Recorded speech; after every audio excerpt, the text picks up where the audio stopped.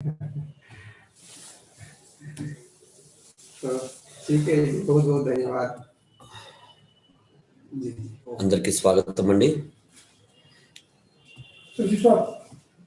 Telangana sir बात करें ना, थोड़ा आपका सहायता चाहिए। తెలంగాణ రాష్ట్ర భారస్వామ్య ట్రస్ట్ తరపు నుంచి అందరికీ స్వాగతం సుస్వాగతం.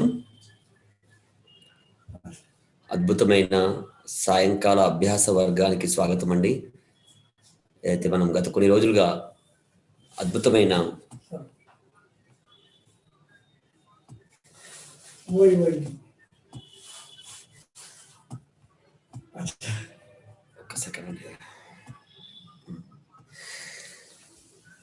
ప్రతిపక్క మీరు వీడియో అన్మ్యూట్ చేయండి, ఆడియో అన్మ్యూట్ చేయండి. ప్రతిపక్క వీడియో ఆడియో. ఇంకొక అక్క ఎవరు అన్నారు కదా, అక్క వచ్చారా? సరస్వతి అక్క వీడియో ఆన్ చేయండి మీరు. నేను మీకు కోహోస్ట్ ఇస్తాను. నేను సరస్వతి అక్క వచ్చారా? జాయిన్ అయ్యారా అక్క? సరస్వతి అక్క నీకు మీ కోహోస్ట్ ఇస్తామండి. ఒక నిమిషం అండి. చాలా సంతోషం. మనం ఓంకారంతో ప్రారంభిద్దామండి. తెలంగాణ రాష్ట్ర భారస్వామ్య ట్రస్ట్ తరపు నుండి మన అలియాబాద్ గురుకులంలో చదువుకున్నటువంటి సరస్వతి అక్కకు కూడా స్వాగతం అండి. స్వాగతం సుస్వాగతం. మనమందరం ఓంకారంతో వారికి స్వాగతం చెప్తాం. ఓం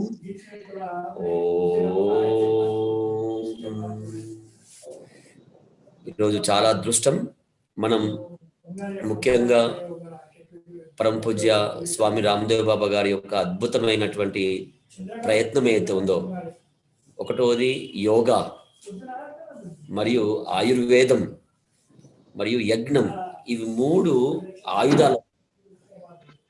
యోగా, ఆయుర్వేదం, యజ్ఞం, ఈ మూడింటి ద్వారా సమాజంలో ఆరోగ్యవంతమైన సమాజాన్ని, ఆధ్యాత్మిక స్పర్శ ఉన్న సమాజాన్ని అద్భుతమైన ప్రయత్నం యోగ ఋషి పరమ పూజ్య స్వామీజీ, అలాగే ఆయుర్వేద శిరోమణి పూజ్య ఆచార్య బాలకృష్ణ మహారాజ్ అద్భుతమైన ప్రయత్నం చేస్తున్నారు. దాని ఫలితమే మనం గత కొన్ని రోజులుగా చక్కని అభ్యాసం చేస్తున్నాం. సో మనం పొద్దున్న యోగా, సూర్య నమస్కార్, సాయంత్రం అద్భుతంగా అభ్యాసం ద్వారా మన ఆరోగ్యానికి కావలసిన అమృతం లాంటి విషయాలు మనం తెలుసుకుంటున్నాం. గత కొన్ని రోజులుగా హరిద్వార్ నుంచి ముఖ్యమైన వాళ్ళు డాక్టర్ సంజయ్ గారు, అలాగే జయదేవ్ గారు, అలాగే మోహన్జీ గారు, అలాగే మన దగ్గర పతంజలి చికిత్సాలయాల్లో ఉన్నటువంటి డాక్టర్స్, ఎక్స్పర్ట్స్ని మనం ఇన్వైట్ చేస్తాం. ఈరోజు ఒక విశేషమైన అంశం చూస్తున్నాం మనం, అదే థెరపెటిక్ యజ్ఞం. యజ్ఞం ద్వారా రోగాలను నయం చేయొచ్చు. ప్రతి ఇంట్లో నిత్య అగ్నిహోత్రం తప్పక జరగాలి. అందులో ఏ వనస్పతిని ఏ విధంగా ఉపయోగించాలి, ఈ అంశం పైన ఈరోజు మనకు పరిచయం చేయడానికి హరిద్వార్ నుంచి పూజ్యస్వామి యజ్ఞదేవ్జీ రాబోతున్నారు. మనం 21 ఫిబ్రవరి నుంచి 28 ఫిబ్రవరి వరకు 8 రోజులు ఈ ప్రత్యేక యజ్ఞ కార్యక్రమం, థెరపెటిక్ యజ్ఞ కార్యక్రమాన్ని చేయబోతున్నాం. అన్ని జిల్లాలకించి ప్రతినిధులను తీసుకుపోతున్నాం. సో ఈ రోజు మనం ఈ అంశం పట్ల అవగాహన కోసం ప్రయత్నం చేద్దాం. మొట్టమొదటి ఓంకారంతో ప్రారంభిద్దాం. పూజ్య స్వామీజీ వచ్చే వరకు మనకు ప్రతిభక్క మరియు సరస్వతి అక్క యజ్ఞం యొక్క ప్రాధాన్యత గురించి మనకు తెలియజేస్తారు. సో మొట్టమొదట మనం ఓంకారంతో ప్రారంభిద్దామని ఈరోజు సెషన్ని. సో త్వరలో పూజ్యస్వామి యజ్ఞదేవ్జీ రాబోతున్నారు. మన రాష్ట్ర భారస్వామ్య trust organising secretary Shri Chandran Kripakar గారు కూడా యాడ్ అవుతారు. అన్ని జిల్లాల ప్రభారులను కూడా నేను రిక్వెస్ట్ చేశాను రమ్మని. సో మనం చేతులు ధ్యాన ముద్ర పెట్టి ప్రారంభిద్దామండి.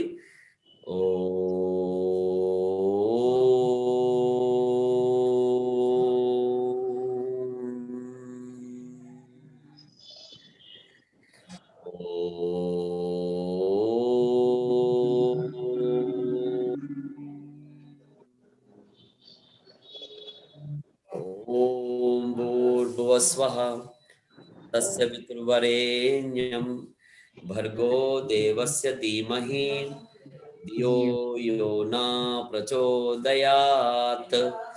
ఓం త్రయంబకం యజామహే సుగంధిం పుష్టివర్ధనం ఊర్వారుకమివ బంధనాత్ మృత్యోర్మోక్షీయమామృతాత్. ఓం సహనా భవతు సహనౌ పునత్తు సహ వీర్యం కరవావహై తేజస్వినావధీతమస్తు మా విద్విషావహై. ఓం అసతో మా సద్గమయ తమసో మా జ్యోతిర్గమయ మృత్యోర్మా అమృతంగమయ. ఓం శాంతి శాంతి శాంతి. చేతులు జోడిద్దాం. ఓం శ్రీ గురుభ్యో నమః. అందరికీ పేరు పేరున స్వాగతం అండి. వివిధ జిల్లాల నుంచి జాయిన్ అయినటువంటి రాష్ట్ర కార్యవర్గ సభ్యులు, జిల్లా కార్యవర్గ సభ్యులు, జిల్లా ప్రభారీలు, కర్మట్ కార్యకర్తలు అందరికీ స్వాగతం అండి. మనం పూజ్య స్వామి యజ్ఞదేవ్జీ త్వరలో కొన్ని నిమిషాల్లో జాయిన్ అవుతారండి. అప్పటి వరకు మనం మన తెలంగాణలోనే అత్యంత ప్రముఖ పాత్ర పోషిస్తున్నటువంటి అక్క వాళ్ళు ఉన్నారు, అన్న వాళ్ళు ఉన్నారు. యజ్ఞాన్ని ప్రతి ఇంటికి చేర్చే ప్రయత్నం చేస్తున్నారు. అలాంటి వాళ్ళలో మన ప్రతిభ పడాల అక్క కూడా అద్భుతంగా పనిచేస్తుంది. అట్లనే వారి ద్వారా సరస్వతి అక్క కూడా వచ్చారు, అలియాబాద్ లో అభ్యాసం చేసినటువంటి అద్భుతమైన అక్క.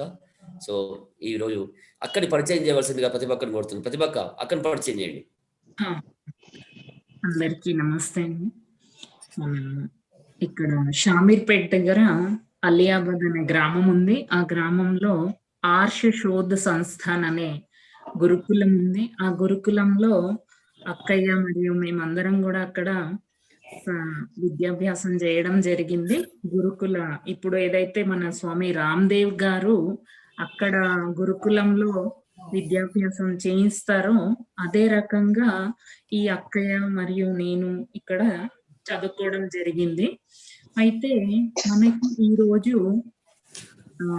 సరస్వతి అక్కయ్య గారు యజ్ఞం యొక్క వైశిష్ట్యతను మనకు తెలియజేస్తారు. ఇప్పుడు అక్కయ్య కూడా ఒక గురుకులాన్ని నిర్మాణం చేస్తున్నారు.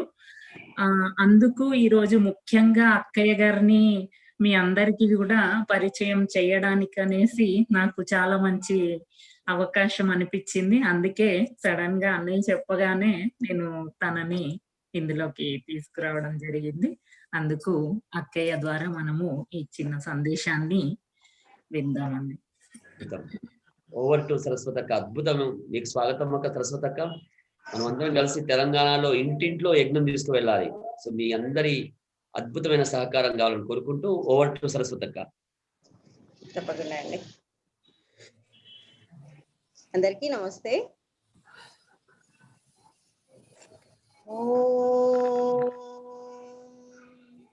ఇయం యా పరమేష్ఠిని వాగ్దేవీ బ్రహ్మ సంహితా యయైవ ససృజే ఘోరం తయైవ శాంతిరస్తు నః.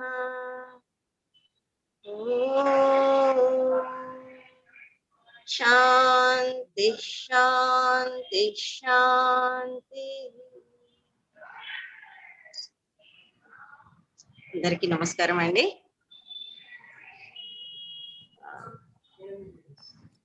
మనము ఈ ప్రపంచంలో జీవించాలి అంటే కొన్ని నియమాలను పాటించాలి. ఆ నియమాలన్నీ కూడాను మనము ఏదైనా పెన్ను కానివ్వండి, లేకపోతే ఫ్రిడ్జ్ కానివ్వండి, కూలర్ కానివ్వండి, కుక్కర్ కానివ్వండి, ఏ వస్తువును కొన్నా కూడాను దానితో పాటు ఒక కేటలాగ్ ఇస్తారు. మనం అంటే ఈ పెన్నుని ఒక మంచి ఖరీదైనటువంటి పెన్ను మనం కొనుక్కుంటే గనక దానితో పాటు కేటలాగ్ ఉంటుంది, లేదా ఆ పెన్ను ఏ అట్టకైతే పెట్టి ఉంటుందో దాని వెనకాలే రాసి ఉంటుంది. ఈ పెన్నును మనం ఎలా వాడాలి, ఎలా వాడకూడదు, రెండు ఉంటాయి అందులో. ఎలా వాడితే అది మనకి ఎక్కువ రోజులుగా మన్నికనిస్తుంది, ఎక్కువ రోజులు మనం ఉపయోగించుకోవచ్చు, ఎలా వాడితే అది తొందరగా పాడైపోతుంది అన్న విషయాన్ని తెలియజేయడానికి అని చెప్పేసి దానితో పాటుగా కేటలాగ్ ఇస్తారండి. ఒక చిన్న పెన్ను గురించి ఆ పెన్ను తయారు చేసినటువంటి వ్యక్తి దాని యొక్క లాభ నష్టాలు, వాడడము, విధానము ఇవన్నీ రాసి ఇచ్చాడు అంటే మరి ఇంత పెద్ద సృష్టిని సృష్టించినటువంటి ఆ పరమేశ్వరుడు దీనిని ఎలా వాడుకోవాలి, దీనిని ఎలా వాడకూడదు, దీనిలో ఎలాంటి పనులు మనం చేయాలి, ఎలాంటివి చేయకూడదు, ఏ వస్తువుని ఏ విధంగా ఉపయోగించుకోవాలి, ఇవన్నీ చెప్పే ఉంటాడు కదా. చిన్న చిన్న ఆత్మలమైనటువంటి చిన్న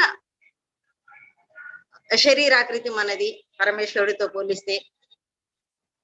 అలాగే అతన్ని జ్ఞానం అనంతం, అందులో ఒక బిందు మాత్రం కూడా కానీ మనము ఒక చిన్న వస్తువును తయారు చేసి దాని వెనకాల అంతా దాన్ని వాడే విధానాలు, వాడకూడని విధానాలు అన్ని చెప్పినప్పుడు ఇంత పెద్ద సృష్టిని రచించి ఎన్నో రకాల ప్రాణులను ఇందులో ఉద్భవింపజేసి ప్రాణికోటికి కావలసినటువంటి అన్ని పదార్థాలను చేకూర్చినటువంటి ఒక సృష్టిని మనకు అందించారు ఆ పరమేశ్వరుడు. మరి దీనిని ఎలా వాడాలి, ఎలా వాడకూడదు, ఎలా వాడితే లాభము, ఎలా వాడితే నష్టము అన్న విషయాలు చెప్పరా? ఖచ్చితంగా చెప్తారు.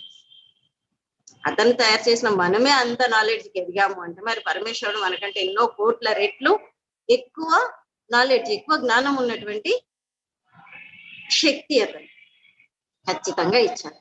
అదే వేదం, అదే వేద జ్ఞానం, అవే 4 వేదాలు: ఋగ్వేదం, యజుర్వేదం, సామవేదం, అథర్వవేదం. ఈ 4 వేదాల రూపంలో మనకు ఆ జ్ఞానాన్ని ఇచ్చారు, ప్రసాదింపజేశారు. వైదిక యుగంలో ఎవరు చెప్పాల్సిన అవసరమే లేకుండింది. ఎందుకంటే వేదాలను శృతులు అని కూడా అంటారు. ఎందుకు అంటే ఒకరు చెప్పడం ద్వారా అది విని ఇంకొకరికి వచ్చేసేది. కాబట్టి వినికిడితో, శ్రవణంతో వస్తుంది కాబట్టి శృతులు అన్నారు. ఆ సమయంలో వేద మంత్రాలని చదువుకొని అర్థం చేసేసుకునేవారు. మా భ్రాతరం ద్విక్షన్మా స్వసారం ఉతస్వస వేద మంత్రం. అన్న తమ్ముళ్ళు ఒకరినొకరు ద్వేషించుకోకూడదు, అక్క చెల్లెలు ఒకరినొకరు ద్వేషించుకోకూడదు, మంత్రంలో స్పష్టంగా ఉంది. సో అవన్నీ మంత్రాల్లో చదువుకునేవారు, అక్కడే అర్థమైపోయేది. పరమేశ్వరుని ఏం కోరుకోవాలి, ఆ విషయం కూడా పరమేశ్వరుడే చెప్పాడు. విశ్వాని దేవ సవితర్దురితాని పరాసువ యద్ భద్రం తన్ న ఆసువ. మా యందున్నటువంటి అగ్ని స్వరూపుడైనటువంటి ఓ పరమేశ్వర, మా లోపల ఉన్నటువంటి దుర్గుణాలు, దుర్వ్యసనాలు, దురాలోచనలు, చెడు సంకల్పాలు ఏవైతే ఉన్నాయో అవన్నిటిని, దురితాన్ని, సకల దుర్గుణాలని దూరం చేసి యత్ భద్రం, ఏదైతే భద్రమైనదో, మంచిదో, హితమైనదో ఆ ఒక్కదాన్ని మాత్రమే నహ ఆసువ, మాకు ప్రసాదించు. ఈ విధంగా మనం కోరుకోవాలి. అంతేగాని నేను ఈ పాపం చేశాను, ఈ తప్పు చేశాను కాబట్టి ఇది పోవాలి, పోదు, ఖచ్చితంగా పోదు. ఎలా పోదు అంటే, ఎలా అయితే గడిచిపోయినటువంటి ఒక్క నిమిషం మనం తిరిగి తీసుకురాలేము, తిరిగి రాదో, కోట్లు ఖర్చు పెట్టినా గడిచిపోయిన ఒక్క నిమిషం కాదు, ఒక్క సెకండ్ కూడా మనకు తిరిగి రాదు, ఎన్ని కోట్లైనా ఖర్చు పెట్టి. అదే విధిగా మనము చేసినటువంటి మంచి చెడు ఏ రకాలైనా సరే, ఈ 2 రకాల పనులు కూడాను ఖచ్చితంగా అనుభవించాల్సిందే.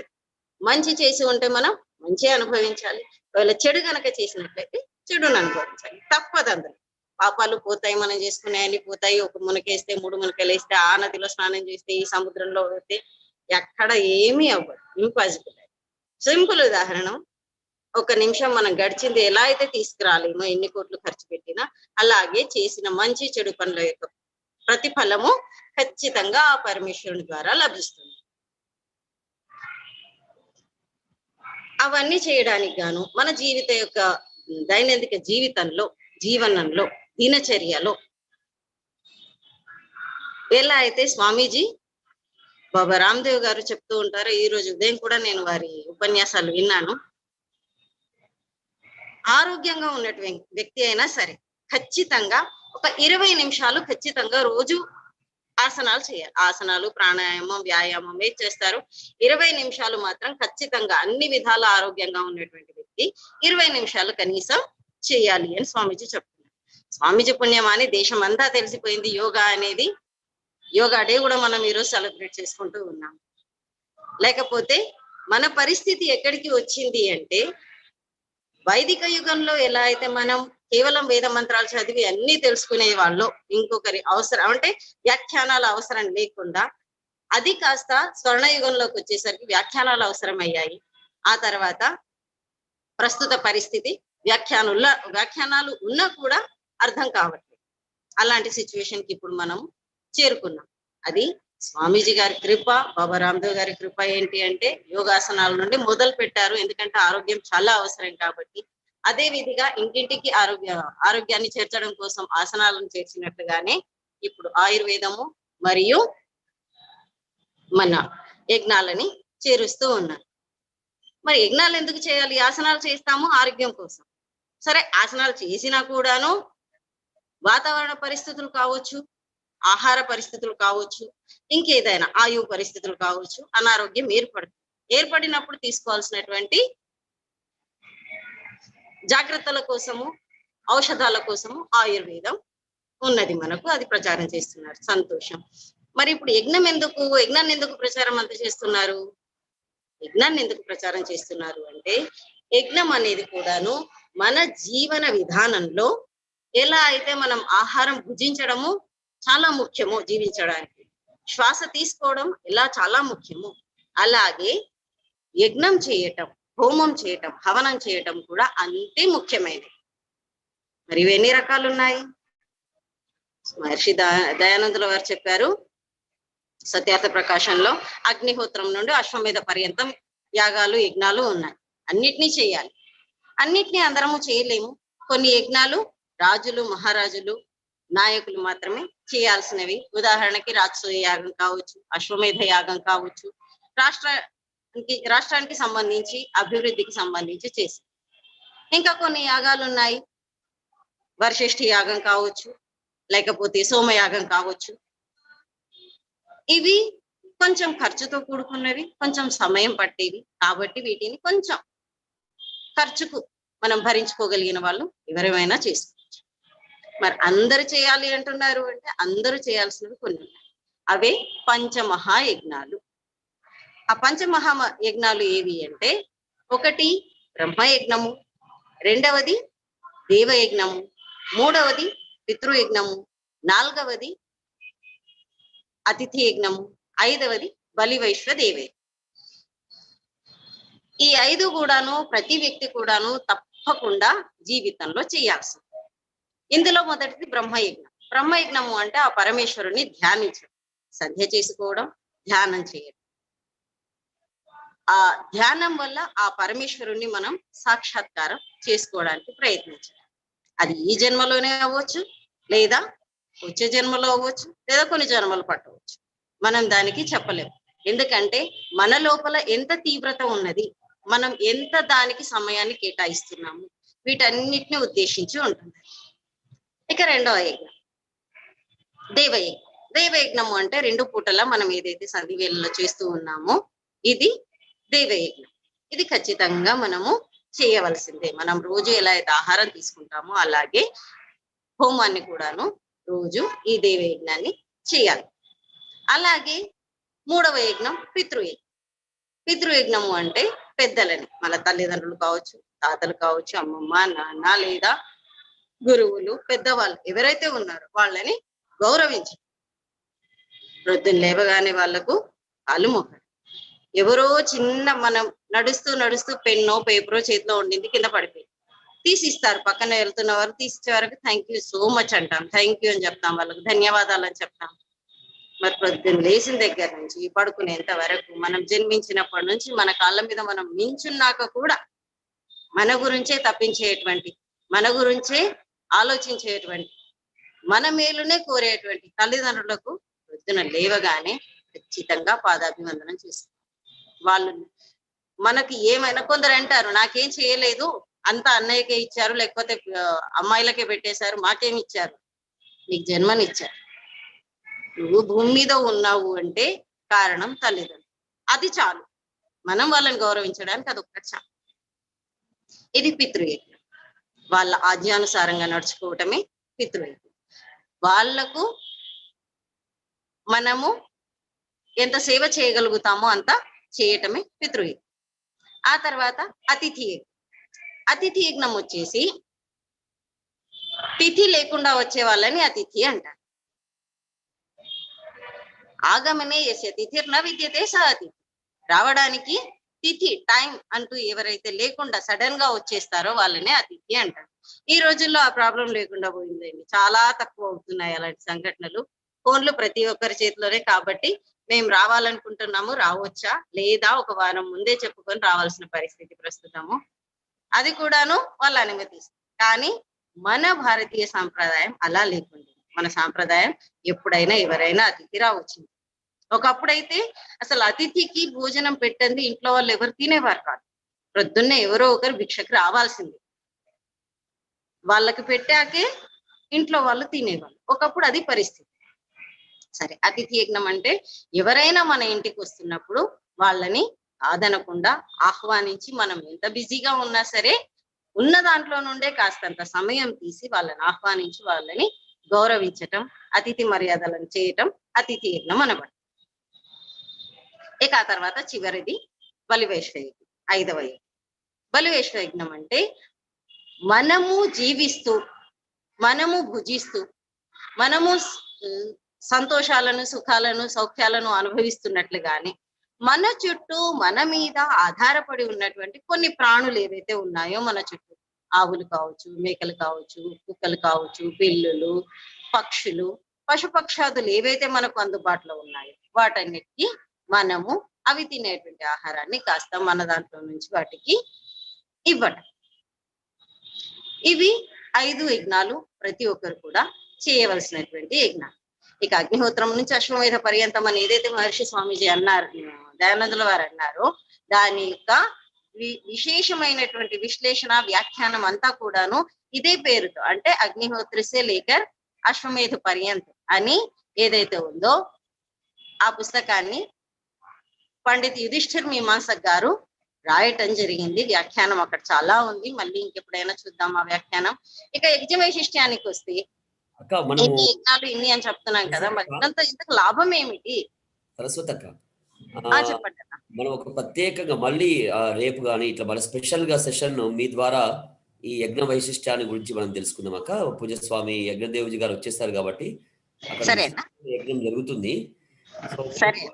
కంక్లూడ్ చేయండి. చేస్తాను.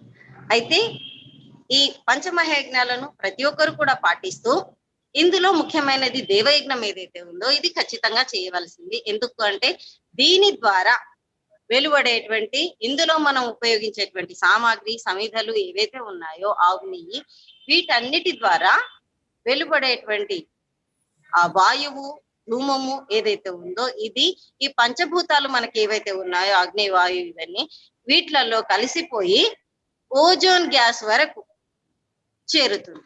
మనకు వర్షాలు చక్కగా వస్తాయి, వర్షాలు చక్కగా వస్తే పంటలు చక్కగా పండుతాయి, పంటలన్నీ చక్కగా పండితే మనం అందరము ఆరోగ్యంగా జీవించగలుగుతాం. కాబట్టి ఈ వీలైతే ఈ పంచమహాయజ్ఞాలు కూడాను ప్రతి ఒక్కరం చేయడానికి ప్రయత్నిద్దాము అని చెప్పేసి నేను విన్నవించుకుంటూ మీ అందరి దగ్గర నేను సెలవు తీసుకుంటున్నాను. ధన్యవాదాలు.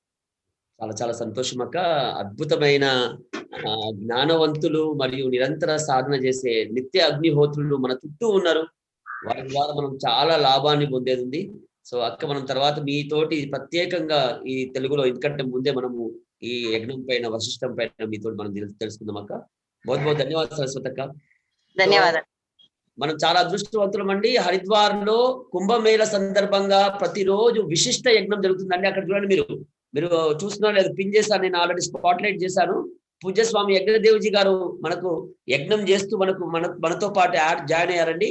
సో हरिद्वार से जुड़े हैं पूज्य स्वामी यज्ञदेव जी को और उनके साथ सभी टीम को तेलंगाना की ओर से स्वागत है आपको। हम सब एक साथ ओमकार के साथ आपको स्वागत कर रहे हैं। ओ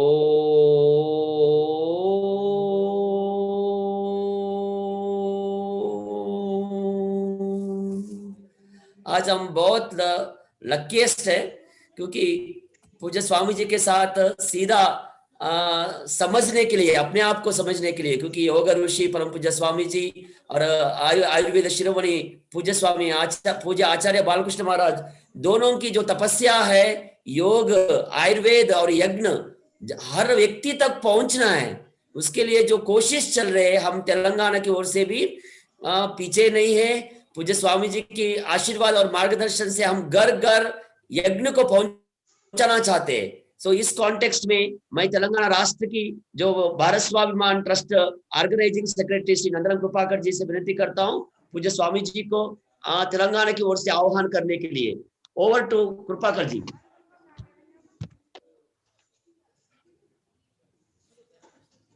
पूज्य स्वामी जी प्रणाम। तेलंगाना के भारत स्वाभिमान ट्रस्ट, पतंजलि योग समिति, महिला पतंजलि योग समिति, युवा भारत, किसान सेवा समिति और सोशल मीडिया अभी अपना तेलंगाना योगासना स्पोर्ट्स एसोसिएशन का काम चल रहा है और उसके ओर से भी आपको तेलंगाना में बहुत बहुत स्वागत है। और आज जो कुछ दिन पहले हम बात किए थे, आपका ये यज्ञ कार्यक्रम में, निरंतर यज्ञ कार्यक्रम में तेलंगाना भी शामिल होंगे और यज्ञ का विस्तार के लिए और यज्ञ कराने व्यक्तियों को, कार्यकर्ताओं को तैयार करने के लिए और यज्ञ एक उद्यम रूपी बनाने में भी तेलंगाना आपका साथ है। और इसके सिलसिले में हम यज्ञ थेरेपी का कार्यक्रम का भी रूपकल्पना कर रहे हैं। आपसे वो बातचीत हो रही है और उसका भी एक कार्यक्रम हम तेलंगाना में अत्यंत सफल करने के लिए पूरा प्रयास करेंगे। और आज आपका दर्शन और सायंकाल यज्ञ का दर्शन, कुंभ मेला के शुभ पर्व पर विशेष यज्ञ का दर्शन भी हुआ है। यज्ञ का दर्शन हुआ, पूज्य स्वामी यज्ञ देव जी का दर्शन हुआ, हम पवित्र हो गए। और आज का कार्यक्रम आगे बढ़ाने के लिए मैं तेलंगाना का ओर से मैं आपसे प्रार्थना करता हूँ। पूज्य स्वामी यज्ञ देव जी। आप सभी तेलंगाना के कार्यकर्ता भाई बहनों को मैं सादर नमस्ते प्रणाम वंदन करता हूं। और विशेष మనమందరం అదృష్టవంతులమండి పూజ్య స్వామీజీ ద్వారా ఏదైతే యజ్ఞం ద్వారా రోగాలను ఎలా నయం చేసుకోగలము. సో మనం త్వరలో 21 ఫిబ్రవరి నుంచి 28 ఫిబ్రవరి సండే టు సండే యజ్ఞ థెరపీ ఎవ్రీడే 1.5 hours సెషన్ చేయబోతున్నాము. దానికి సంబంధించిన పరిచయం మనకు అక్కడ నేరుగా మనం అదృష్టవంతులం కుంభమేళలో రోజు జరుగుతున్న యజ్ఞంలో మనం కూడా పాల్గొంటున్నాం ఆన్లైన్ మాధ్యమంగా. तो आज हम सुनेंगे पूज्य स्वामी यज्ञदेव जी के माध्यम से। ओवर टू पूज्य स्वामी यज्ञदेव जी। सर्वप्रथम मेरी आवाज आ रही है? हाँ, एकदम क्लियर है, एकदम क्लियर है। सर्वप्रथम मैं संपूर्ण तेलंगाना वासी सभी कार्यकर्ता भाई बहनों को मैं नमन वंदन प्रणाम करता हूं। हमारे आदरणीय श्रीधर राव जी, आदरणीय भाई किशोर जी और समस्त पतंजलि योग समिति, महिला पतंजलि योग समिति से लेकर के सभी समितियों के सभी कार्यकर्ता और पदाधिकारियों को मैं नमन वंदन करता हूं और सभी योग साधकों को भी। आज आइए इस विशेष सत्र की हम शुरुआत गुरु मंत्र, गायत्री मंत्र, श्रेष्ठ मंत्र जिसको कहा गया है, उस गायत्री मंत्र के कुछ आहुतियों को प्रदान करते हुए आज के इस सत्र की हम शुरुआत करते हैं। सभी लोग अपने अपने स्थान पे, अपने अपने जगह पर सीधे बैठते हुए पूरे श्रद्धा भाव के साथ, और यह भी एक हर्ष की बात है कि यह कुंभ चल रहा है हरिद्वार से और यहाँ से सीधा लाइव, और परम पूज्य श्रद्धेय स्वामी जी महाराज आज जिस स्थान पर महीनों से रह रहे हैं और पूरी दुनिया का सबसे बड़ा नेचुरोपैथी का सेंटर योग ग्राम की यज्ञशाला से आज हम सब लोग मिलकर के यज्ञ कर रहे हैं, यह भी एक बहुत बड़े गौरव की बात है। तो आइए सभी लोग पूरे श्रद्धा पूर्वक उच्च स्वर से गायत्री मंत्र का जाप करते हुए आज के इस सत्र की शुरुआत करते हैं गायत्री यज्ञ के साथ। ओम भूर्भुवः स्वः तत्सवितुर्वरेण्यं भर्गो देवस्य धीमहि धियो यो नः प्रचोदयात् स्वाहा। ओम भूर्भुवः स्वः तत्सवितुर्वरेण्यं तत्सवितुर्वरेण्यं भर्गो देवस्य धीमहि धियो यो नः प्रचोदयात् स्वाहा। ॐ भूर्भुवस्वः तत्सवितुर्वरेण्यं भर्गो देवस्य धीमहि धियो यो नः प्रचोदयात् स्वाहा। ॐ त्र्यम्बकं यजामहे सुगन्धिं पुष्टिवर्धनम् उर्वारुकमिव बन्धनान् मृत्योर्मुक्षेयमामृतात् स्वाहा। ॐ त्र्यम्बकं यजामहे सुगन्धिं पुष्टिवर्धनम् उर्वारुकमिव बन्धनान् मृत्योर्मुक्षेयमामृतात् स्वाहा। ॐ त्र्यम्बकं यजामहे सुगन्धिं पुष्टिवर्धनम् उर्वारुकमिव बन्धनान् मृत्योर्मुक्षेयमामृतात् स्वाहा। ॐ विश्वादिदेव सवितर्दुरितानि परासुव यद्भद्रं तन्न आसुव स्वाहा। ॐ त्र्यम्बकं यजामहे सुगन्धिं पुष्टिवर्धनम् उर्वारुकमिव बन्धनान् मृत्योर्मुक्षेयमामृतात् स्वाहा।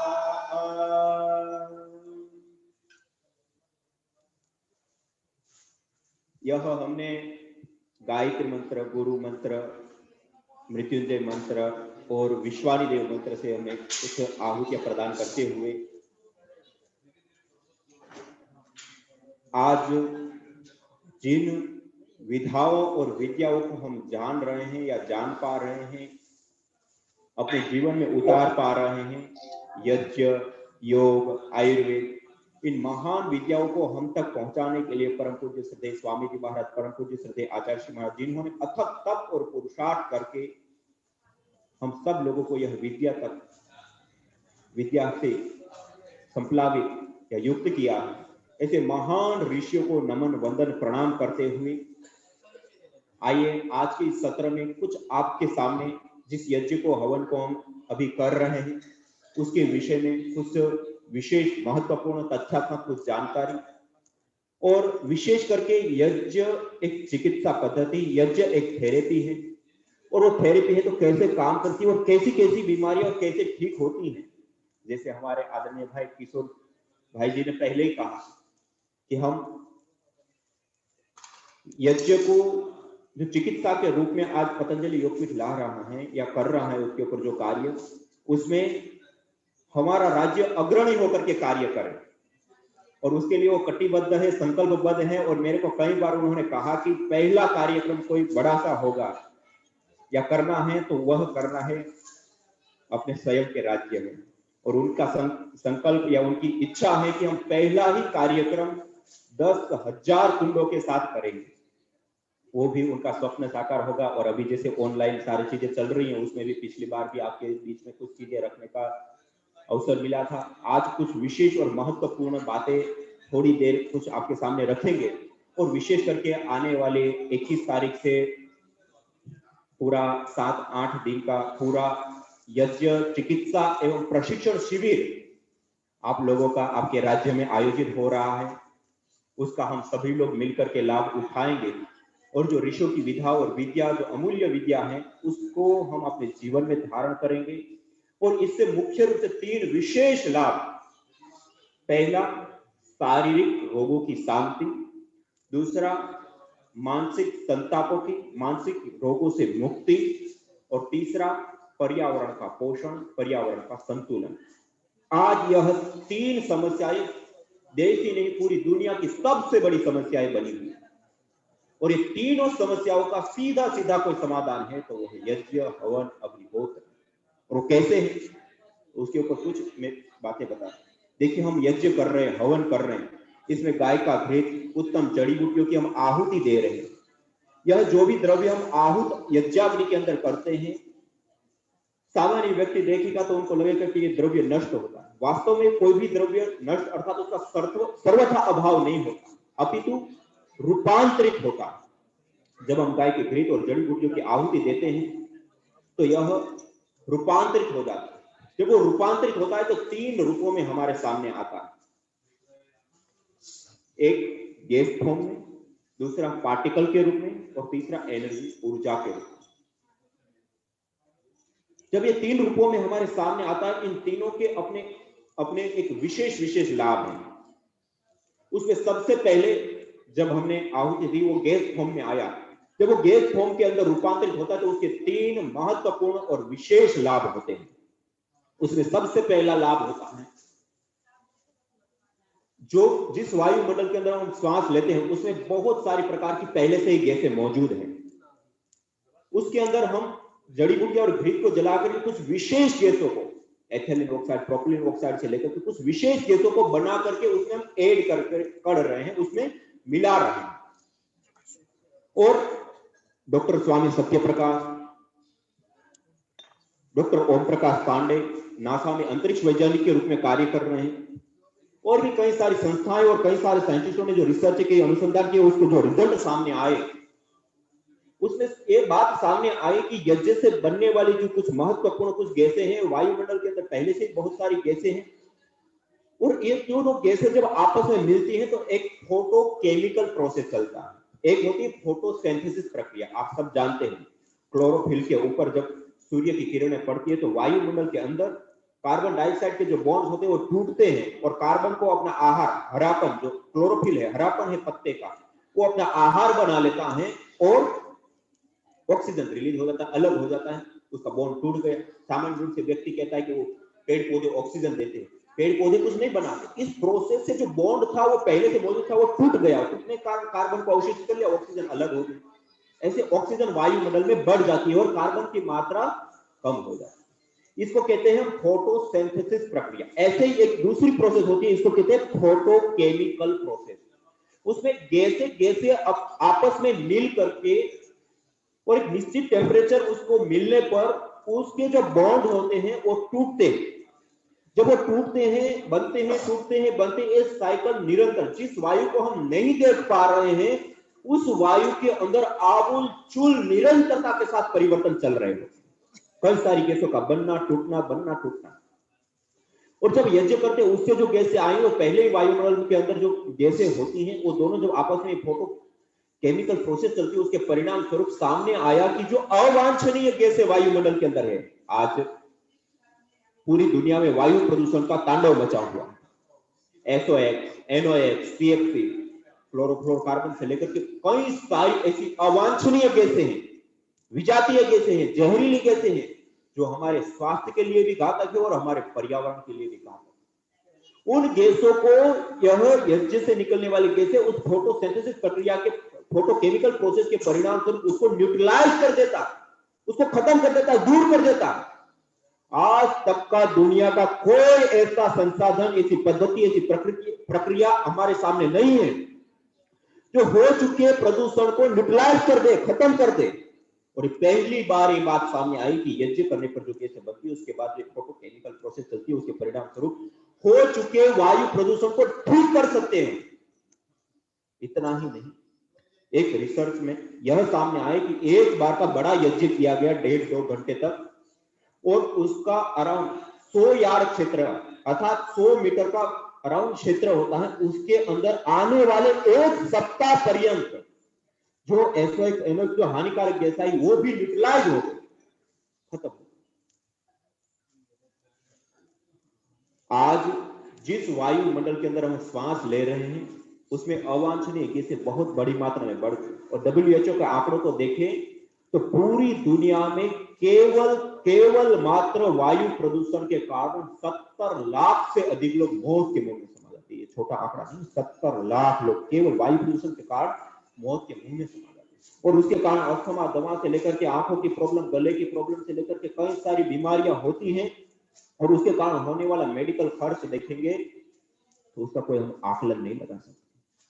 और यदि हम अपने घर में इतना छोटा सा यज्ञ हवन अग्निहोत्र और प्रतिदिन 10, 15, 20 गायत्री मंत्र से विशेष जड़ी बूटियों की और गाय के घी के साथ आहुति दे दे तो हम 70 लाख लोगों को बचा सकते हैं, अपने जीवन को बचा सकते हैं, अपने परिवार के जीवन को हम बचा सकते हैं, समाज को हम बचा सकते हैं इस वायु प्रदूषण के जहर। तो मैं कह रहा था कोई भी चीज हम यज्ञाग्नि के अंदर आहूत करते हैं तो वो नष्ट नहीं होती है, रूपांतरित होती है। रूपांतरित होती है तो हमारे सामने 3 रूपों में आती है, गैस रूप में, पार्टिकल के रूप में और एनर्जी ऊर्जा के रूप में। जब वो गैस रूप में आती है तो उसके 3 महत्वपूर्ण और विशेष लाभ होते हैं। उसमें से पहला आपके सामने रखा, वायु प्रदूषण को ठीक करना। दूसरा लाभ, इसके अंदर जो गैसें होती है उन गैसों में कुछ ऐसी महत्वपूर्ण और ऐसी विशेष गैसें होती हैं, वह गैसें जब वायुमंडल में या सरफेस के ऊपर जब वो प्रसरित होती है तो उससे माइक्रोबायोलॉजिकल प्रदूषण दूर होता है। ये पूरी दुनिया की सबसे बड़ी समस्या है आज। माइक्रोबायोलॉजिकल प्रदूषण अर्थात बैक्टीरिया, वायरस या फंगस जो सूक्ष्म जीव है, जो पैथोजेंस है, जिसके कारण बीमारियां होती हैं, उन बीमारियों से आज पूरी दुनिया में 2.25 करोड़ लोग प्रतिवर्ष मर जाते हैं। 2.25 करोड़ केवल माइक्रोबायोलॉजिकल प्रदूषण। और आप लोगों को जान करके हर्ष होगा, PRI पतंजलि रिसर्च इंस्टीट्यूट में हमने रिसर्च करके पाया कि जो हमारे घर के अंदर प्रयोग की जाने वाली जो जड़ी बूटियां है, दालचीनी है, लौंग है, सौंफ है, काली मिर्च है, हल्दी है, या ऐसी जो वच आदि जो हम अपने घर में प्रयोग करते हैं, उन जड़ी बूटियों को जब हम गाय के घृत के साथ अग्नि में जलाते हैं या अंगारे लेकर के उसके ऊपर हम उसकी धुनी करते हैं, और उस धुनी को देने पर जो पैथोजेंस है, जो रोगजनक बैक्टीरिया, वायरस, फंगस है, वो खत्म हो जाते हैं, दूर हो जाते हैं, नष्ट हो जाते हैं इतने छोटे से प्रयोग। कहने का अभिप्राय है कि जिस माइक्रोबायोलॉजिकल प्रदूषण से 2.25 करोड़ लोग जान गंवा रहे हैं, यदि हम अपने घर में छोटा सा यज्ञ हवन और प्रतिदिन दालचीनी, लौंग, गुगुल आदि जो छोटी छोटी चीजें हमारे घर में ही पाई जाती है उसकी थोड़ी सी हम धुनी कर ले तो हमारे घर के अंदर बैक्टीरिया आदि नहीं पनपेंगे, और वो नहीं पनपेंगे तो उसके कारण से बीमारियां भी नहीं होगी, और बीमारियां नहीं होगी तो दुख, कष्ट, बाधा और मेडिकल खर्च से बचाव से लेकर के कई सारे लाभ एक साथ सिद्ध हो। यह जो गैसें बनी उन गैसों का दूसरा और महत्वपूर्ण लाभ। तीसरा लाभ, सामान्य रूप से जब हम बीमार हो जाते हैं, डॉक्टर के पास जाते हैं, और जो हमें विशेष बीमारी होती है उस बीमारी के लिए डॉक्टर हमें दवाई लिख करके देते हैं। उस दवाई के अंदर जो कंपोनेंट्स होते हैं उस बीमारी को ठीक करने के लिए, वह कंपोनेंट्स उस वटी के अंदर होते हैं, गोली के अंदर होते हैं। जब हमें इंजेक्शन देते हैं तो वही के वही कंपोनेंट्स द्रव रूप में होते हैं। वटी में ठोस रूप में होते हैं, इसमें द्रव रूप में होते हैं, और वही के वही कंपोनेंट जब हम यज्ञ करते हैं और उसमें विशेष जड़ी बूटियां और गाय के घृत की आहुति देते हैं तो वही के वही कंपोनेंट्स गैस फॉर्म में हमारे सामने आते हैं। और ये कई सारी रिसर्चों से सामने आया, परमिसिबल लिमिट में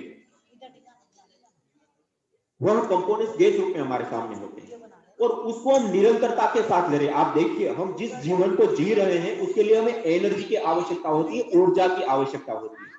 वह एनर्जी, वह ऊर्जा हम प्राप्त करते हैं आहार के माध्यम से, और वह आहार हम लेते हैं 3 रूपों में, ठोस, द्रव और गैस। ये बहुत विशेष और महत्वपूर्ण बात है, आप ध्यान से सुनिए। हम एनर्जी से चलते हैं, एनर्जी हमें प्राप्त होती है आहार के माध्यम से, और वह आहार हम 3 रूपों में लेते हैं, ठोस, द्रव और गैस।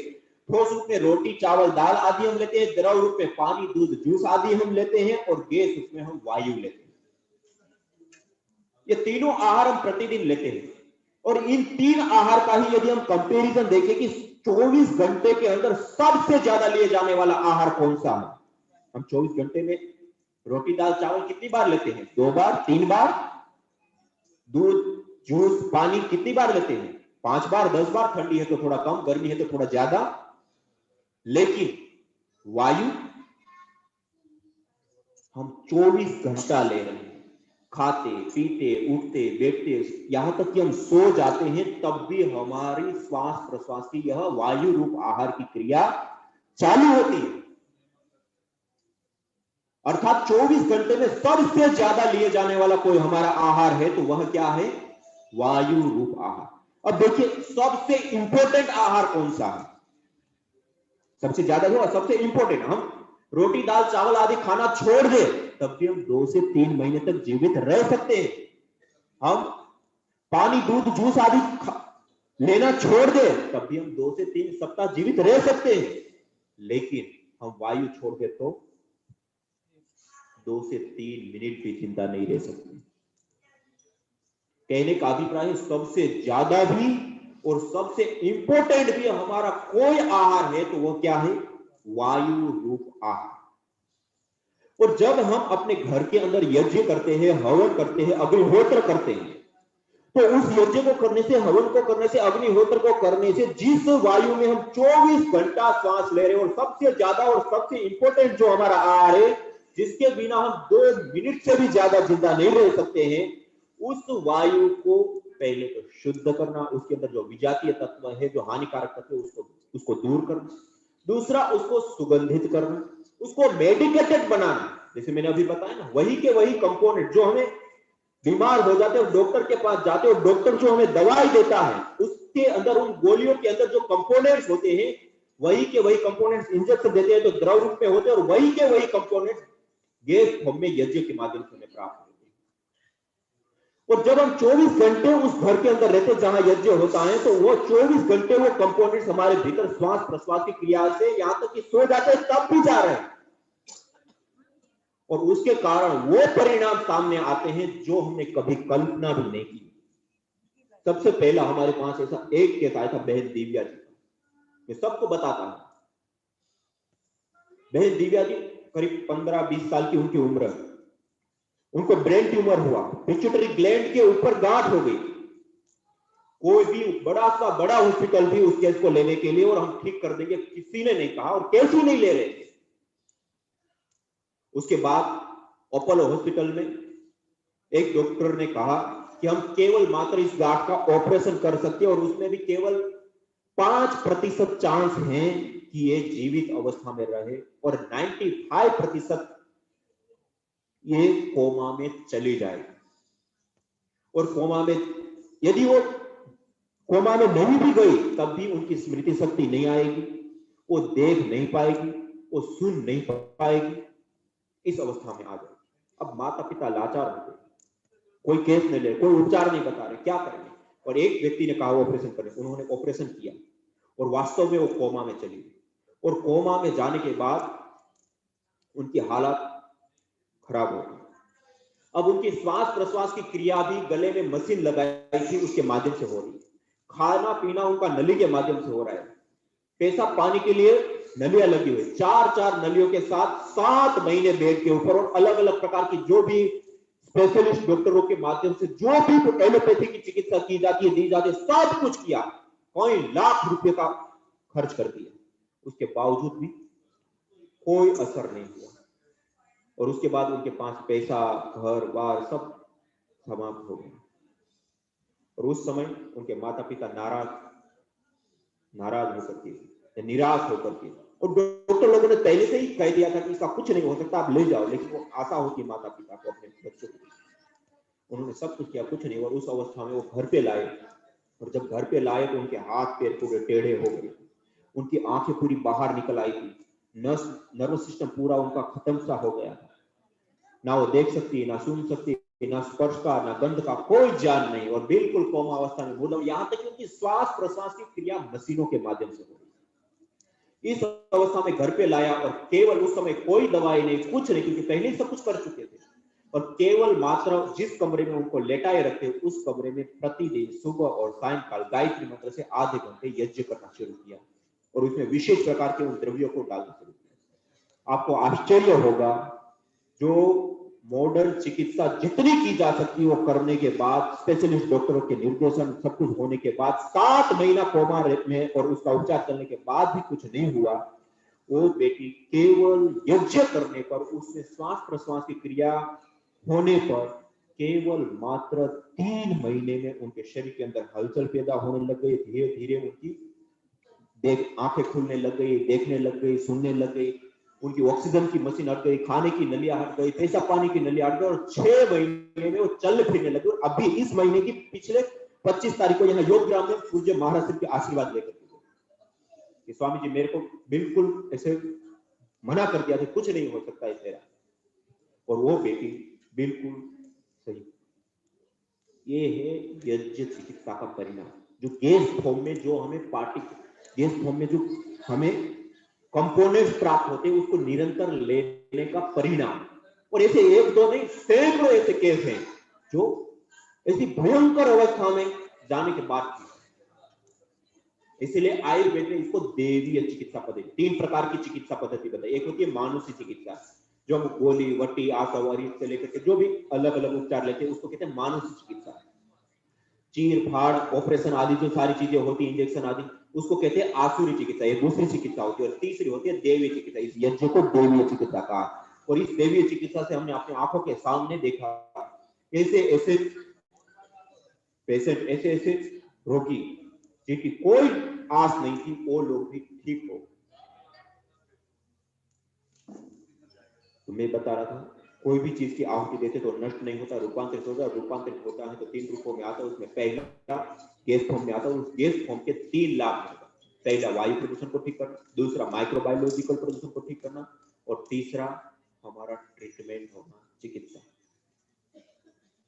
दूसरा जब हम हवन करते हैं, यज्ञ करते हैं, उसमें जब आहुतियां देते हैं तो उसे पार्टिकल होते हैं, जो आप धूम्र देख पा रहे हैं, तो छोटे छोटे महीन नैनो पार्टिकल होते हैं। इन पार्टिकलों की भी एक बहुत बड़ी अहम भूमिका होती है। इस पार्टिकल के भी 3 महत्वपूर्ण और विशेष लाभ होते हैं। पहला, हम जिस वायु के समुद्र के अंदर श्वास लेते हैं उसमें 2 प्रकार के कण पाए जाते हैं। एक होता है धन आवेशित कण, धनायन कण, और दूसरे होते हैं ऋण आवेशित ऋणायन कण। 2 प्रकार के कण होते हैं। जहां पर शहरीकरण है, भीड़भाड़ वाला इलाका है, औद्योगिकीकरण है, वहां पे स्वाभाविक रूप से वायुमंडल के अंदर धन आवेशित कण बढ़े हुए पाए जाते हैं। और जब हम उस वायुमंडल के अंदर ज्यादा रहते हैं और श्वास प्रश्वास की क्रियाएं उस वायुमंडल के अंदर करते हैं, तो उससे हमारे शरीर के अंदर ब्लड सीरोटिन की मात्रा बढ़ जाती है। जब हमारे शरीर के अंदर ब्लड सीरोटिन की मात्रा बढ़ जाती है तो हमारी बॉडी एसिडिक हो जाती है, और उसके कारण से अनेक प्रकार की बीमारियों का घर हमारा शरीर। और कोई बीमारी हो गई और उसका उपचार भी कर रहे हैं तो सामान्य उपचार से नहीं ठीक होती, उसके लिए विशेष उपचार और विशेष सुविधाएं देने पर इफेक्ट या प्रभाव देखने को मिलता है। दूसरे होते हैं ऋण आवेशित कण, ऋणायन कण। वो स्वाभाविक रूप से जहां घने जंगल हो, पेड़ पौधे लगे हो, ग्रामीण क्षेत्र हो, नदी का या समुद्र का तट हो, या जो हिमालय जैसे जो पर्वतीय क्षेत्र हो, ऐसे स्थानों पर प्राकृतिक रूप से ऋण आवेशित कणों की बाहुल्यता पाई जाती है। और वहां पे रहने पर स्वाभाविक रूप से ही हमारे शरीर के अंदर ब्लड सीरोटिन की मात्रा कम हो जाती है। ब्लड सीरोटिन की मात्रा कम होने से एसिडिक बॉडी खत्म हो जाती है, और एसिडिक बॉडी खत्म होने से हर प्रकार के रोगों से छुटकारा, निजात मिलती है। और कोई रोग नहीं हुआ है तो कभी रोग होता है, क्योंकि एसिडिक बॉडी, ब्लड सीरोटिन की मात्रा ही खत्म। इसलिए आज मॉडर्न साइंस में इसको आयन चिकित्सा के नाम से बोला जाता है। और कुछ विशेष रोगों में कहा जाता है कि आप इस रोग में विशेष लाभ लेना चाहते हैं तो साल में सप्ताह 10 दिन, 15 दिन, 1 महीना आपको ऐसे ग्रामीण क्षेत्र में या कोई ऐसा जंगल या ऐसे स्थान पर आप अपना निवास स्थान रखें, तो आप इस बीमारी से विशेष रूप से निजात पाएंगे। और उसी के लिए आप सब लोगों को जानकारी होगी, अपने हिमालय क्षेत्र में पतंजलि योगपीठ से वेदा लाइफ करके जो पूरा प्राकृतिक चिकित्सा का एक बहुत बड़ा सेंटर बना, और यहाँ योगग्राम भी, ये भी चारों ओर पूरा जंगल है और जंगल के बीच में ये बना हुआ। तो यहाँ पे आने मात्र से स्वाभाविक रूप से ही ये जो धन आवेशित कण और ऋण आवेशित कण वाला जो प्रभाव है उसको स्वाभाविक रूप से उनको मिल जाता है। और उसके बाद जो भी ट्रीटमेंट दी जाती है वो पूरी लगती है। तो कहने का अभिप्राय था कि हम जिस वायु की समुद्र के अंदर श्वास लेते हैं उसमें 2 प्रकार के कण पाए जाते हैं, उसके लाभ और हानि दोनों बने बताए। और रिसर्चों से अनुसंधानों से ये सामने आया, जिस स्थान पर प्रतिदिन यज्ञ होता है, हवन होता है, अग्निहोत्र होता है, उस स्थान पर प्रति सेंटीमीटर हवा के अंदर 200 से 400 ऋण आवेशित कण पाए गए, अर्थात उतने कण जितने घने जंगल के अंदर पाए जाते हैं। अर्थात हम अपने घर के अंदर इस छोटे से यज्ञ को, हवन को, अग्निहोत्र को 7 आहुति, 21 आहुति, 51 आहुति गायत्री मंत्र से यदि हम देते हैं तो हम शहर में रहते हुए भी घने जंगल का जैसे वायुमंडल होता है, ऐसा वायुमंडल हम अपने हाथों से यज्ञ के माध्यम से अपने घर में बनाते और उसका लाभ लेते। ये सबसे बड़ी बात है। आज प्रदूषण वाले युग में यह एक बहुत बड़ा संबल है प्रदूषण से बचने से। एक पार्टिकल का पहला और महत्वपूर्ण लाभ। दूसरा, हम जिस घर के अंदर रहते हैं उस घर में आज दीवारों में इलेक्ट्रॉनिक केबल बिछे हुए हैं। फ्रिज, टीवी, लैपटॉप, कंप्यूटर से लेकर के मोबाइल फोन से लेकर के ना जाने कितने सारे इलेक्ट्रॉनिक ऐसे उपकरण हैं जो रेडिएशन को छोड़ते हैं। इतना ही नहीं, उसके साथ साथ आज हम कार्बनिक पदार्थों का भी प्रयोग करते हैं। आज हम जिस घर में रहते हैं एक प्रकार से हम रेडिएशन के जाल के बीच में जी रहे हैं और इस रेडिएशन के जाल के बीच में रहने से हमारा नर्वस सिस्टम वीक हो जाता है, हमारी स्मृति शक्ति घटती है और भी कई सारी प्रकार की व्याधियां, बीमारियां, चिड़चिड़ापन, स्ट्रेस, तनाव आदि विशेष रूप से बढ़ जाता है। और यहां तक कि यदि अधिक रेडिएशन वाले वायुमंडल में रहा जाए तो कैंसर जैसे घातक रोग भी हो जाए। और आपको जानकर के यह हर्ष और खुशी होगी कि जो अनुसंधान डॉक्टर वाई के विजय जी, डॉक्टर ममता सक्सेना जी और भी कई सारे ऐसे साइंटिस्ट हुए, जब हम यज्ञ करते, हवन करते, उससे जो धूम्र निकल रहा है, जो ये पार्टिकल निकल रहे हैं, पार्टिकल जब वायुमंडल के अंदर घुल जाते, वायुमंडल के अंदर प्रसरित हो जाते हैं तो उससे वायुमंडल के अंदर जो रेडिएशन की रेंज है वो खत्म हो जाती है, दूर हो जाती है, नष्ट हो जाती है। ये पूरी दुनिया का सबसे पहला और प्रामाणिक प्रयोग और भारत सरकार के द्वारा ICMR, Indian council of medical research के द्वारा प्रोजेक्ट बनाकर उसमें पाया गया है। ये कोई सामान्य लाभ नहीं। आज रेडिएशन से मधुमक्खियां, चींटियां, छोटी छोटी चिड़िया से लेकर के ये सब गायब हो रहे और मनुष्य के ऊपर ही उसका कितना दुष्प्रभाव पड़ रहा है। और एक छोटा सा यज्ञ हम अपने घर में अपना लें तो इस रेडिएशन से हम बच सकते हैं, रेडिएशन को खत्म कर सकते हैं, दूर कर सकते हैं। ये ताकत, ये शक्ति इस यज्ञ में होगी। एक दूसरा और महत्वपूर्ण लाभ है पार्टिकल। तीसरा, जो ये पार्टिकल बनते हैं वह पार्टिकल एक होते हैं बड़े पार्टिकल होते हैं जिसको हम ये नरी आंख से देखते हैं, बहुत बड़े पार्टिकल होते हैं, वो हमारी सांस के माध्यम से हमारे भीतर। दूसरे होते हैं महीन पार्टिकल, नैनो पार्टिकल। 2.5 से लेकर के 10 तक के जो पार्टिकल होते हैं वो हमारी नासिका से लेकर के लंग्स तक रुकते हैं। दूसरे और उससे भी महीन पार्टिकल होते हैं, 2.5 से भी नैनो पार्टिकल होते हैं, सूक्ष्म पार्टिकल होते हैं, वो हमारे श्वास के माध्यम से हमारे लंग्स तक, लंग्स के माध्यम से हमारे ब्लड में मिल जाते हैं और उससे हमारी चिकित्सा होती है। क्यों? क्योंकि वो ऑर्गेनिक पार्टिकल और उसके साथ जो गाय का घी और जो इस जड़ी बूटियां हम डालते हैं उसके अंदर जो उड़नशील तेल होते हैं वो सब उसके साथ मिले होते हैं। ये मेडिकेटेड पार्टिकल होते हैं और उस पार्टिकल को लेने पर विशेष रूप से हमारे स्वास्थ्य के ऊपर पॉजिटिव प्रभाव और हमारी चिकित्सा होती है। यह पार्टिकल के 3 महत्वपूर्ण लाभ होते हैं। पहला, धन आवेशित कण, ऋण आवेशित कण, उसके कारण ब्लड सेरोटोनिन का बढ़ना या घटना और उसके कारण स्वास्थ्य या स्वास्थ्य की हानि। दूसरा, रेडिएशन का कम होना और तीसरा, मेडिकेटेड पार्टिकलों का प्राप्त। ये दूसरा और महत्वपूर्ण।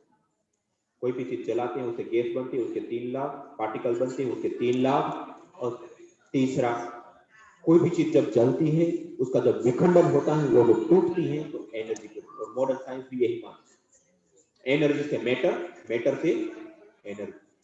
तो जब हम ये जड़ी बूटियों की आहुति गाय के घृत के साथ देते हैं तो इससे एक ऊर्जा, एक एनर्जी, एक ऐसी दिव्य ऊर्जा का निर्माण होता है कि यज्ञ जिस स्थान पे प्रतिदिन होता है वहां पे कहा वेदों में, होत्री सदनम हरितम हिरण्यम, अर्थात जिस स्थान पे, जिस जगह पे, जिस घर में, जिस परिवार में जहां पर प्रतिदिन यज्ञ होता है वह घर, वह स्थान देवालय सा दिव्य हो जाता है। वहां शुभ का आधार होता है, वहां देव की शक्तियों का वास होता है। वहां जाने मात्र से हमारा तन और मन शांत होने लगते हैं। वहां जाने मात्र से हमें विशेष रूप से आध्यात्मिक उन्नति का लाभ प्राप्त होने और कहा वसु पवित्रमसि त्योरसि पृथ्वीरसि मातरि स्वानो धर्मोसि परमेण धामना द्रिहस्व मां वारनाते यज्ञपति। परमेण धामना द्रिहस्व, जिस स्थान पे यज्ञ होते वो परम धाम बन जाता है। वहां रहने मात्र से हमारी चिकित्सा होती है। हमारी परमेण धामना द्रिहस्व, द्रिहस्व मानी हमें बढ़ाने वाले हो जाते, हमें पुष्टि देने वाले हो गए, हमें आरोग्य देने वाले हो गए, धन धान्य ऐश्वर्य बल बुद्धि पराक्रम सब चीजें देने वाले, ऐसे स्थान का निर्माण होता है। और मैं कुछ प्रैक्टिकली जिन लोगों ने प्रतिदिन जिस स्थान पे यज्ञ होते हैं और वहां का क्या लाभ होता है, वहां की क्या स्थिति होती है, मैं कुछ केस की घटना के माध्यम से आपको बताना चाहता हूं। मुंबई में एक माता जी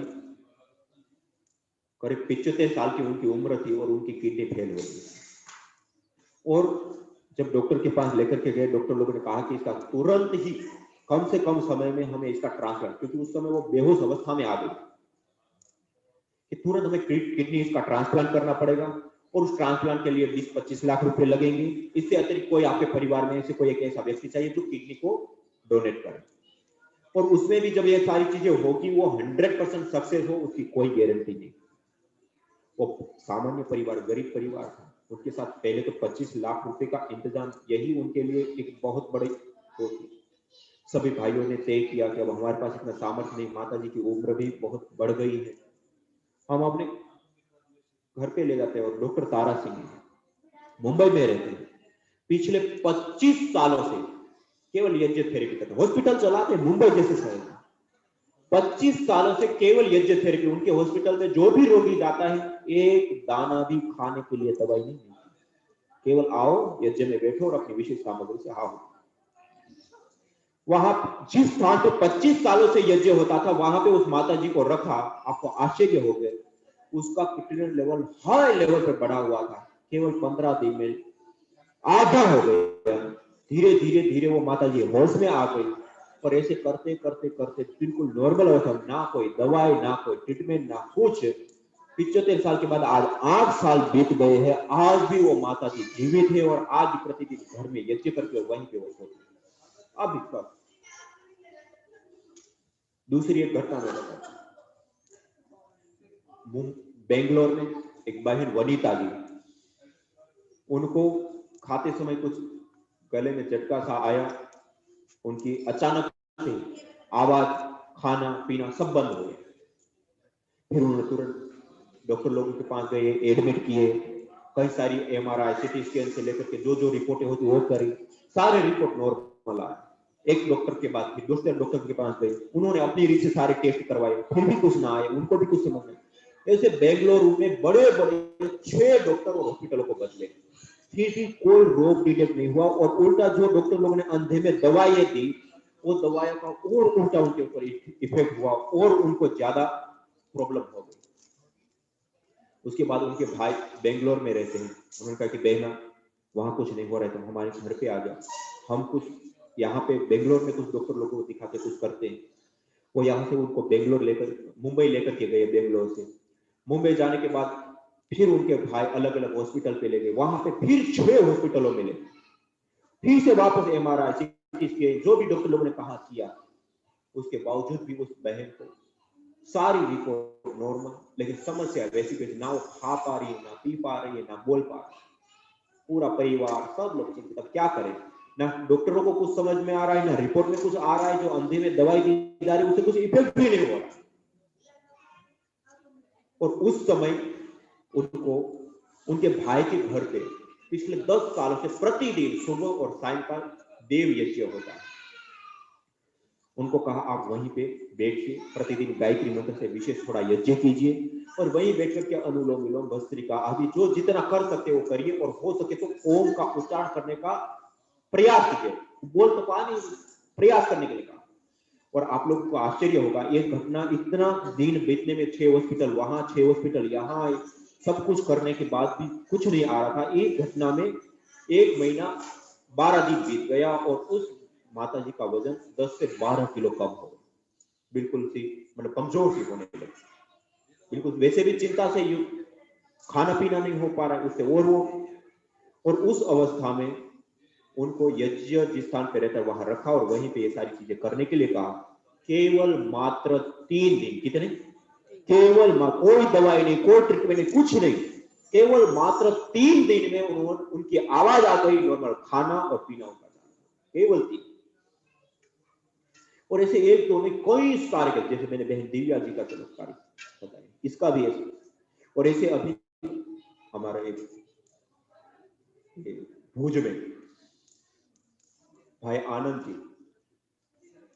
मस्कुलर प्रॉब्लम थी, धीरे धीरे डॉक्टर लोगों ने कहा कि 15 साल का होगा तो इस संसार में नहीं रहेगा। और वास्तव में जैसे जैसे डॉक्टर लोगों ने बताया था, जैसे जैसे उनकी उम्र बढ़ती गई, उनका नर्वस सिस्टम वीक होता गया, नर्वस सिस्टम ने काम करना छोड़ दिया, वो चलना फिरना बंद हो गया धीरे धीरे, और बिल्कुल बेड के ऊपर आ गए। और पिछले 4 साल से उनकी ये हालत थी कि बेड से कुर्सी और कुर्सी से बेड, और उसके लिए भी 2 लोग लगते। और इस अवस्था में उनके माता पिता बिल्कुल लाचार हो गए थे। सब प्रकार के ट्रीटमेंट सब कुछ करते हुए भी फिर उसके बाद उनके जीवन की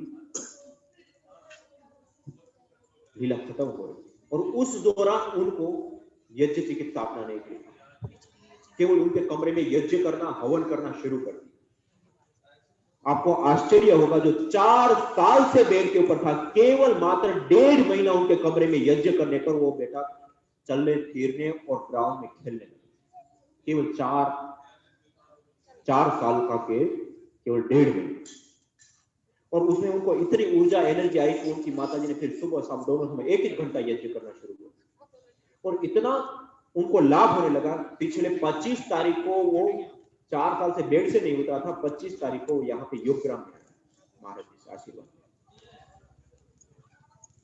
ये चमत्कार होता है यज्ञ हवन अपनी। और ऐसे कई सारे, मतलब एक रेयर जो केस होते हैं, एक हमारे यहाँ राजस्थान सीकर से एक भाई आए, उनका बेटा बचपन से मंगोल टाइप का उनका थोड़ा मस्तिष्क काम नहीं कर रहा, मिर्गी के दौरे 20 से 25 और कभी कभी 35 तक दौरे 24 घंटे। सामान्य रूप से जब मिर्गी की प्रॉब्लम हो जाती तो व्यक्ति को दौरे आते हैं, सप्ताह में 1 बार 2 बार, महीने में 1-2 बार आ गया। और ये हमने पहली बार सुना कि 30 से 35 तक एक दिन में दौरे आए। और उनको भी यही यज्ञ हवन अग्निहोत्र करने के लिए कहा। आपको आश्चर्य होगा, 1 सप्ताह के यज्ञ में वो फर्क पड़ा कि आने वाले 17 दिन में 1 दौरा नहीं। और उसके बाद उन्होंने लगातार 4 काम। और ऐसे कितने लोग, एक बच्ची, उनको जब जन्म होता है, जन्म से ही उनका मस्तिष्क कार्य नहीं कर रहा, वो अपने माता पिता को नहीं पहचान पा, क्या खाना क्या नहीं खाना वो उनको पता नहीं, मल हाथ में आता तो मल भी खा जाए, माता पिता परेशान कि क्या करें। और उस अवस्था में ये जैसे मैंने दिव्या बहन का उदाहरण बताया, इस लॉकडाउन के दौरान वो अपने गांव पे गई, वो यज्ञ करती, उसी के चाचा की लड़की थी कि मैं को इस अवस्था में मैं ठीक हो गई, तू भी इनको बिठा, उनकी माता ने, तो उन्होंने उनके साथ यज्ञ में बिठाना शुरू किया। और आश्चर्य की बात यह है, केवल 1 महीना उन्होंने अपने साथ यज्ञ में बिठाया और 1 महीने में वो अपने माता पिता को पहचानने लगे, क्या खाना है क्या नहीं खाना है उनको पता लगने लगा। धीरे धीरे उनका मस्तिष्क काम करने लगा कि क्या खेलना कूदना ये सब चीजें चालू हो। ऐसी घटना। और ऐसे कई सारे लोग, जैसे मैंने आनंद का बताया, आनंद को देख करके ही लोग मतलब आश्चर्यचकित थे। उनके पड़ोस में ही एक माता जी को बहुत शुगर बढ़ गया, हाई लेवल पर था, वो सो नहीं पा रही थी, सुबह शाम इंसुलिन के इंजेक्शन लेती थी, बंद, उनके साथ बैठ। उसी के पड़ोस में एक और कोई छोटी सी बच्ची थी, नैना, उनको अस्थमा की प्रॉब्लम थी, पंप लेती थी, उनके साथ बैठे, उनका पंप छूट गए। और हमने देखे अस्थमा दवा के, लोग कहते हैं धूम्र से अस्थमा दवा बढ़ता है, और हमने देखा कि यज्ञ को करने पर और इसकी विशेष दूरी लेने पर कितने लोगों के अस्थमा दवा के पंप।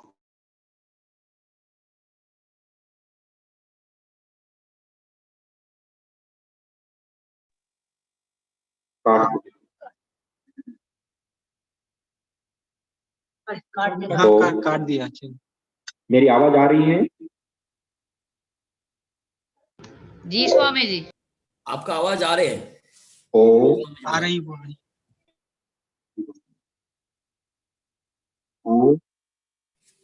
कंटिन्यू कीजिए, आपका आवाज आ रही है स्वामी जी महाराज। हाँ, आ रही है आवाज? हाँ, एकदम क्लियर, एकदम क्लियर। इधर कंटिन्यू। आवाज आ रहे हैं पूज्य स्वामी जी महाराज, कंटिन्यू।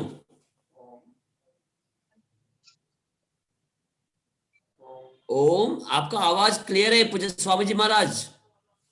जी जी, आप कंटिन्यू कीजिए, आपका वीडियो ऑन करके कंटिन्यू कीजिए। तो मैं कह रहा था कि यज्ञ को करने पर, स्वामी जी महाराज वीडियो क्लोज हो गया। जी जी कर रहे हैं, वीडियो ऑन कर दीजिए।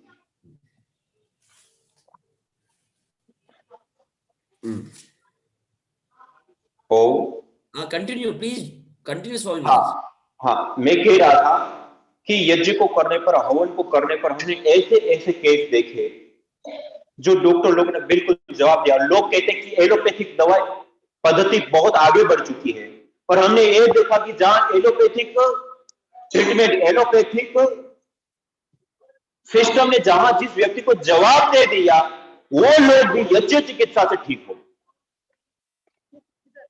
कहने का अभिप्राय है यज्ञ एक चिकित्सा पद्धति है, ये उपासना की, पूजा पाठ की पद्धति तो है ही है, लेकिन उसके साथ साथ यह चिकित्सा की भी एक बहुत बड़ी पद्धति, प्रक्रिया है। और जो मैंने पहले बताया कि 24 घंटा जो हम श्वास लेते हैं, तो 24 घंटा में सबसे ज्यादा और सबसे इंपॉर्टेंट हमारा कोई आहार है लिए जाने वाला, तो वह वायु है, और उस वायु को सीधा प्रभावित करने वाला कोई साधन या माध्यम है, यज्ञ है। उस कारण से ऐसे ऐसे परिणाम हमें प्राप्त होते हैं, ये एनर्जी, ऊर्जा को अंदर बढ़ाता है। और इतना ही नहीं, यह यज्ञ पंचभूतात्मक देह से लेकर के पंचभूतात्मक संपूर्ण ब्रह्मांड में स्वास्थ्य और संतुलन कायम करने की सबसे बड़ी देवी विद्या। यज्ञ मानवीय चेतना का उत्कर्ष कर हमें अति मानव चेतना की ओर अग्रसर कर। यज्ञ को करने पर हमारा इहलौकिक और पारलौकिक दोनों जीवन शुभ से, सुख से भरता, पुण्यों से भरता। ये चिकित्सा होना, पर्यावरण का शुद्ध होना, ये सारे साइड बेनिफिट। शास्त्रों को यदि हम देखें तो शास्त्रों में यज्ञ को दृष्ट लाभों के लिए, अदृष्ट लाभों के लिए किया जाता है। उसके बावजूद भी जो दृष्ट लाभ है, ये सारे साइड बेनिफिट वही इतने सारे हैं कि हम वायु प्रदूषण से बच सकते हैं, माइक्रोबायोलॉजिकल प्रदूषण से बच सकते हैं, रेडिएशन से बच सकते हैं, अपना ट्रीटमेंट हम कर सकते हैं, अपनी शारीरिक स्वास्थ्य को उत्तम बना सकते हैं, अपने मानसिक स्वास्थ्य को हम उत्तम बना सकते हैं, हम अपने पर्यावरण को पोषित कर सकते हैं, अपने पर्यावरण को सुरक्षित और संरक्षित कर सकते हैं। इतना ही नहीं, और भी इसके सैकड़ों लाभ इसलिए वेद ने कहा, सूची जीवो अग्नि सहस्रारंभ, पवित्र ज्वाला वाली यज्ञाग्नि हमें हजारों हजारों लाभ प्रदान। उसमें कुछ दृष्ट भी है, कुछ अदृष्ट भी, प्रत्यक्ष भी है, परोक्ष भी, आध्यात्मिक भी है और भौतिक भी है, सब प्रकार के लाभ। इसलिए मैं आप सभी योग योद्धा भाई बहनों से मैं निवेदन करता हूं, आइए हम अपने जीवन में हमारे ऋषियों के द्वारा, हमारी परंपरा के द्वारा, हमारे वेदों के द्वारा प्रदत्त देवीय चिकित्सा पद्धति यज्ञ को हम अपना और स्वयं भी करें, औरों को भी करने के लिए प्रेरित करें। देखिए, संस्कृति मानव समाज की जड़ होती है, जैसे पेड़ की जड़। पेड़ अपनी जड़ को छोड़ दे तो समूल नष्ट हो जाता है, सूख जाता है, अपने अस्तित्व को खो देता है। वैसे ही मानव समाज जब अपनी जड़ को, अपने मूल को, अपनी संस्कृति को छोड़ देता है तो अपने अस्तित्व को खो देता है। इसलिए आइए हम अपनी संस्कृति के साथ, अपने मूल के साथ। बहुत सारे लोग इस यज्ञ को, हवन को संप्रदायवादों में, समुदायों में बांटते हैं। ये ब्राह्मणों का विषय, ये पंडितों का विषय है, ये हिंदुओं का विषय है। नहीं, ये मानव मात्र का विषय है। हम सभी लोग पंचभूतात्मक इस प्रकृति का प्रयोग ले रहे हैं। हम सभी लोग एक ही धरती पर विचरण करते हैं, एक ही वायु में श्वास लेते हैं, एक ही जल का पान करते हैं, एक ही आकाश मंडल के नीचे बसते हैं। हम सभी लोग समान रूप से प्रकृति का प्रयोग कर रहे हैं, चाहे वो हिंदू हो, सिख हो, ईसाई हो, मुसलमान हो, चाहे कोई भी जाति, मत, पंथ, संप्रदाय को या मान्यता को मानने वाला व्यक्ति हो, चाहे वो अमीर हो, चाहे गरीब हो, चाहे मध्यम वर्ग का व्यक्ति हो, चाहे वो बालक हो, वृद्ध हो, चाहे युवा हो, चाहे वो कोई भी देश में रहने वाला व्यक्ति हो, हर कोई इस प्रकृति का समान रूप से हम प्रयोग ले रहे हैं। और यज्ञ इस प्रकृति के पोषण का, इस प्रकृति के संतुलन का सबसे बड़ा साधन है। इसलिए आइए हम इस यज्ञ को, इस हवन को, इस अग्निहोत्र को अपनाएं। अपने तन मन की चिकित्सा के साथ, अपने पर्यावरण का संरक्षण के साथ, हम ईश्वर आराधना का मूल साधन के साथ हम जुड़े। इसी आह्वान के साथ, इसी प्रार्थना के साथ में आप सभी भाई बहनों को मैं नमन करता हूं, वंदन करता हूं। और विशेष करके हमारे आदरणीय भाई श्रीधर राव जी और हमारे आदरणीय भाई किशोर जी, जिनके अथक तप और पुरुषार्थ के कारण आज परम पूज्य श्रद्धेय स्वामी जी महाराज, परम पूज्य श्रद्धेय आचार्य जी महाराज के जो दिव्य भागवत संकल्प है उसको आप घर घर पहुंचा रहे हैं।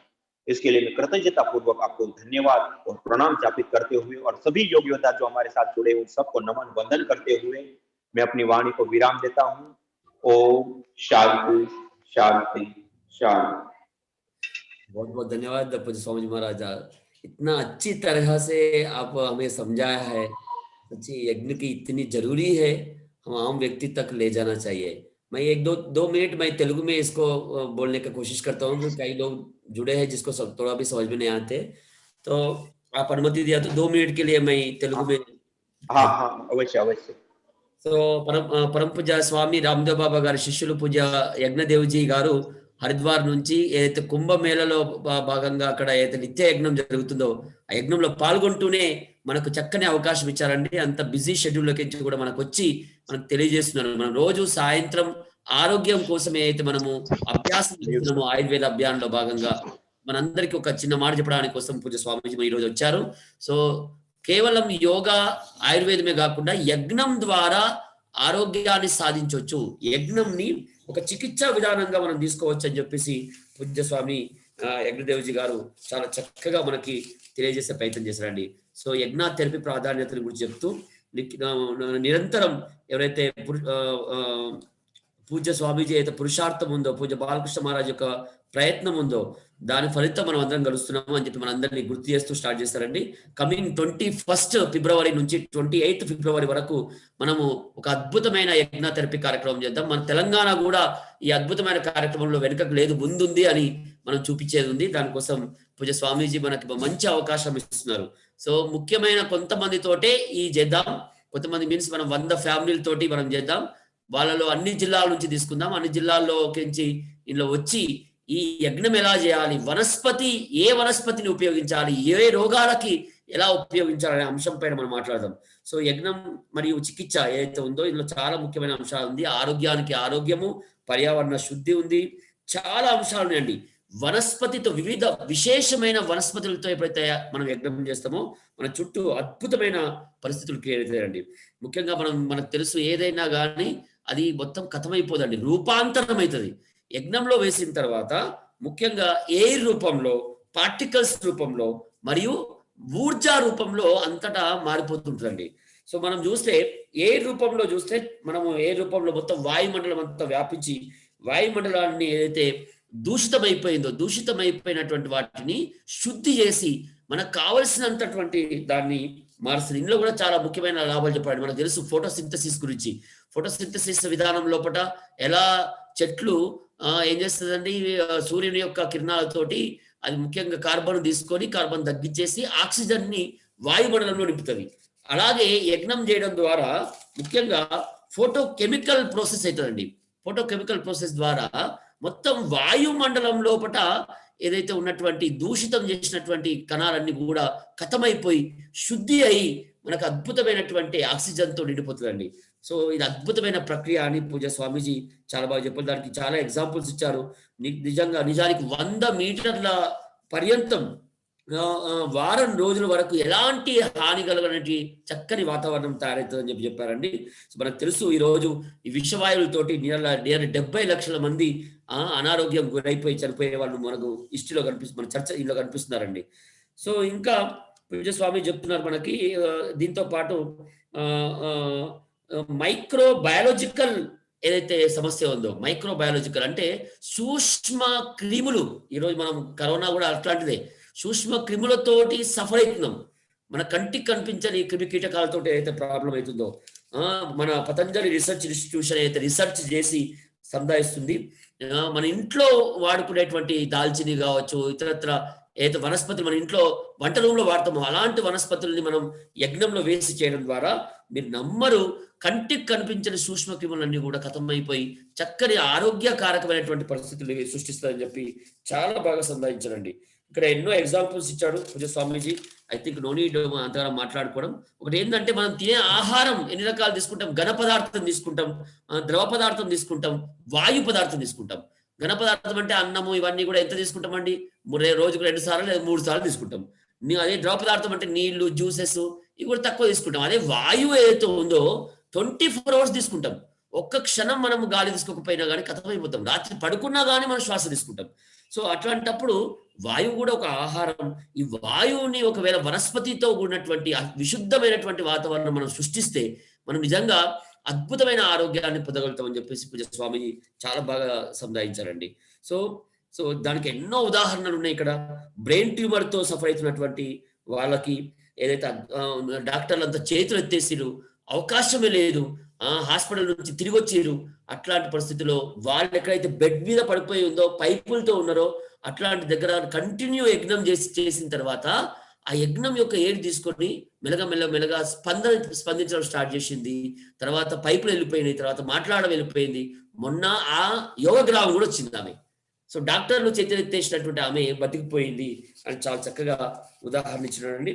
అట్లా చాలా ఎగ్జాంపుల్స్ ఉన్నాయి. యజ్ఞంతో ఏదైతే జరిగిందో ముఖ్యంగా బొంబాయిలో జరిగింది, తర్వాత రాజస్థాన్లో జరిగింది, ఇట్లా ఎన్నో అవకాశాలు చెప్పారండి. సో యజ్ఞం బెంగళూరులో జరిగింది, ముఖ్యంగా బెంగళూరులో జరిగింది. ఇట్లా ఒక్కొక్క ఎగ్జాంపుల్స్ ని చాలా ఎగ్జాంపుల్స్ మనం కూడా పెట్టినారండి. 100% రోగాలను యజ్ఞం అయితే ఒక ఉపాసన ఉండనే ఉంది, డౌట్ లేదు. వాతావరణం శుద్ధి చేస్తూనే ఉంది. అంతకంటే ఇంపార్టెంట్ మన రోగాలను కూడా చికిత్స చేసి నయం చేస్తుంది. సో మనకు తెలవాలి యజ్ఞం చేసేటప్పుడు ఏ యజ్ఞంలో ఎలాంటి వనస్పతి వాడాలి, ఏ వనస్పతి తోటి ఏ రోగాలను నయం చేసుకోగలుగుతాము. ఇది మనకు స్పష్టత వస్తే మన ఇంట్లో నిత్య యజ్ఞం చేస్తాము. రోజు నిత్య యజ్ఞం చేసిన వాళ్ళకి 100% అక్కడ ఎలాంటి సమస్యలు ఉన్నాయని చెప్పి పూజ్య స్వామీజీ చాలా బాగా తక్కువ సమయంలో ఎక్కువ ఎక్స్ప్లెయిన్ చేస్తారండి. సో మనం 21st నుంచి 28th వరకు తెలంగాణలో ఏదైతే ప్రత్యేక యోగ చికిత్స యజ్ఞం మరియు చికిత్స ఈ అంశం పైన ఏదైతే శిక్షణ కార్యక్రమం ఉంది, ఈ శిక్షణ కార్యక్రమంలో మనం ఏదైతే చేయాలనుకుంటున్నామో దానికి మీరందరూ ముందుకు రావాలి, అన్ని జిల్లాల నుంచి తీసుకోవాలి. సో ఎవరెవరు ముందుకు వస్తారంటే ఒకసారి వీడియో అన్మ్యూట్ చేసి చేతులు లేపండి. వీడియో అన్మ్యూట్ చేయండి, పూజ్య స్వామీజీకి చేతులు లేపుదాం. ఎవరెవరు ముందుకు వస్తారు? మీ జిల్లా నుంచి నేను ఈరోజు గూగుల్ బ్రోచర్ తయారు చేస్తానండి, గూగుల్ అప్లికేషన్. దాంతో పాటు మీరు మన యోగ తెలంగాణ సొసైటీకి తప్పనిసరిగా ప్రతి కుటుంబం 500 రూపాయలు డొనేషన్ ఇవ్వాలండి. మెంబర్షిప్ లాగా డొనేషన్ ఇవ్వాలి. ఆ తర్వాత మనం వాళ్ళందరికీ కూడా లింక్ పంపడం జరుగుతుంది. వాళ్ళు మాత్రం ఈ యజ్ఞంలో పాల్గొంటారు. డైరెక్ట్ హరిద్వార్ నుంచి పూజ్య స్వామీజీ మనకి వనస్పతి కూడా మనకు అందుబాటులో ఇస్తారండి. అయితే మనం వాటిని తీసుకోవాల్సి వస్తుంది. ముందు మనం నేర్చుకుందాం ఏ వనస్పతి వాడాలి, ఏ రోగంకు వాడాలి, ఇవన్నీ కరెక్ట్ గా నేర్చుకొని మనం స్టెప్ బై స్టెప్ పోదాం. సో మీకు ఏమైనా ప్రశ్నలు ఉంటే అడగొచ్చండి. పూజ్య స్వామి యజ్ఞదేవజీ ఇప్పుడు మన దగ్గర ఉన్నారు, వాళ్ళు మనకు జవాబులు ఇస్తారు. సో నేను ఇది బ్రోచర్ ఇవన్నీ ఇస్తాను. మనకు రాజ్య ప్రభారి శ్రీ సీతారావు గారు అనుమతి ఇచ్చారు. సీతారావు గారు కూడా యాడ్ కాబోతున్నారు. మన ఆర్గనైజింగ్ సెక్రటరీ శ్రీ పూజ్య ఆదరణీయ శ్రీ నందన కృపాకర్ గారు కూడా యాక్టివ్ గా దీంట్లో ఇన్వాల్వ్ అయ్యారు. మనం తెలంగాణ నుంచి తక్కువలో తక్కువ 100 మంది, ఎక్కువలో ఎక్కువ 500 కుటుంబాలను మనం ఫస్ట్ టైం యాడ్ చేద్దాం. తర్వాత హైయెస్ట్ సంఖ్యలో ఎలా అయితే సునమస్కారాన్ని ఉద్యమంగా తీసుకుపోయామో అలాగే 10,000 కుటుంబాలలో మనం యజ్ఞం తీసుకుపోవాలి. 10,000 అగ్నిహోత్ర కార్యక్రమం, అర్థమవుతుందా? 10,000 కుటుంబాలతో అగ్నిహోత్ర కార్యక్రమం మనం తీసుకుపోయేది ఉంది. దీంట్లో మనం అందరం ముందుకు రావాలని కోరుకుంటూ ఒక విప్లవాన్ని సృష్టిద్దాం. పూజ్య స్వామీజీ సంతోషపడాలి, అట్లాంటి వాతావరణాన్ని సృష్టిద్దామని చెప్పి కోరుకుంటూ మీ ప్రశ్నలు ఉంటే అడగండి. अभी जो कोई भी प्रश्न पूछना चाहते हैं तो पूज्य स्वामी जी से प्रश्न पूछ सकते हैं. सबसे पहला प्रश्न पूछना चाहते हैं प्रवीणा, आप जो प्रश्न पूछना चाहते हैं वो हाथ उठा सकते हैं, जिसको मौका देंगे. విశ్వనాథ్ మహాజన్ గారు మాట్లాడండి, మీరు ప్రశ్నించాలనుకుంటున్నారు, మాట్లాడండి, అన్మ్యూట్ చేయండి.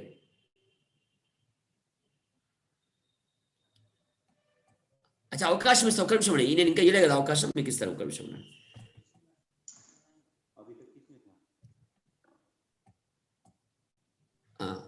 అన్మ్యూట్ చేయండి విశ్వనాథ్ మహాజన్ గారు.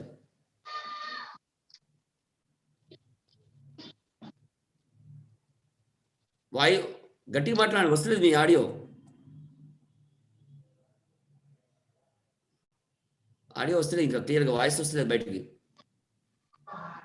ఓం అన్నయ్య. అడగండి అమ్మా. అన్నయ్య, ఇప్పుడు మీరు ఇక్కడ ఉంటది అంటున్నారు కదా, ఎక్కడ ఉంటది, ఏ రోజు ఉంటది, క్లారిటీగా చెప్పగలరా అన్నయ్య? 21వ తారీఖు నుంచి ఆన్లైన్ లోనేనమ్మా, జూమ్ ద్వారా మీ ఇంట్లో ఉండి మీరు పాల్గొనాలి.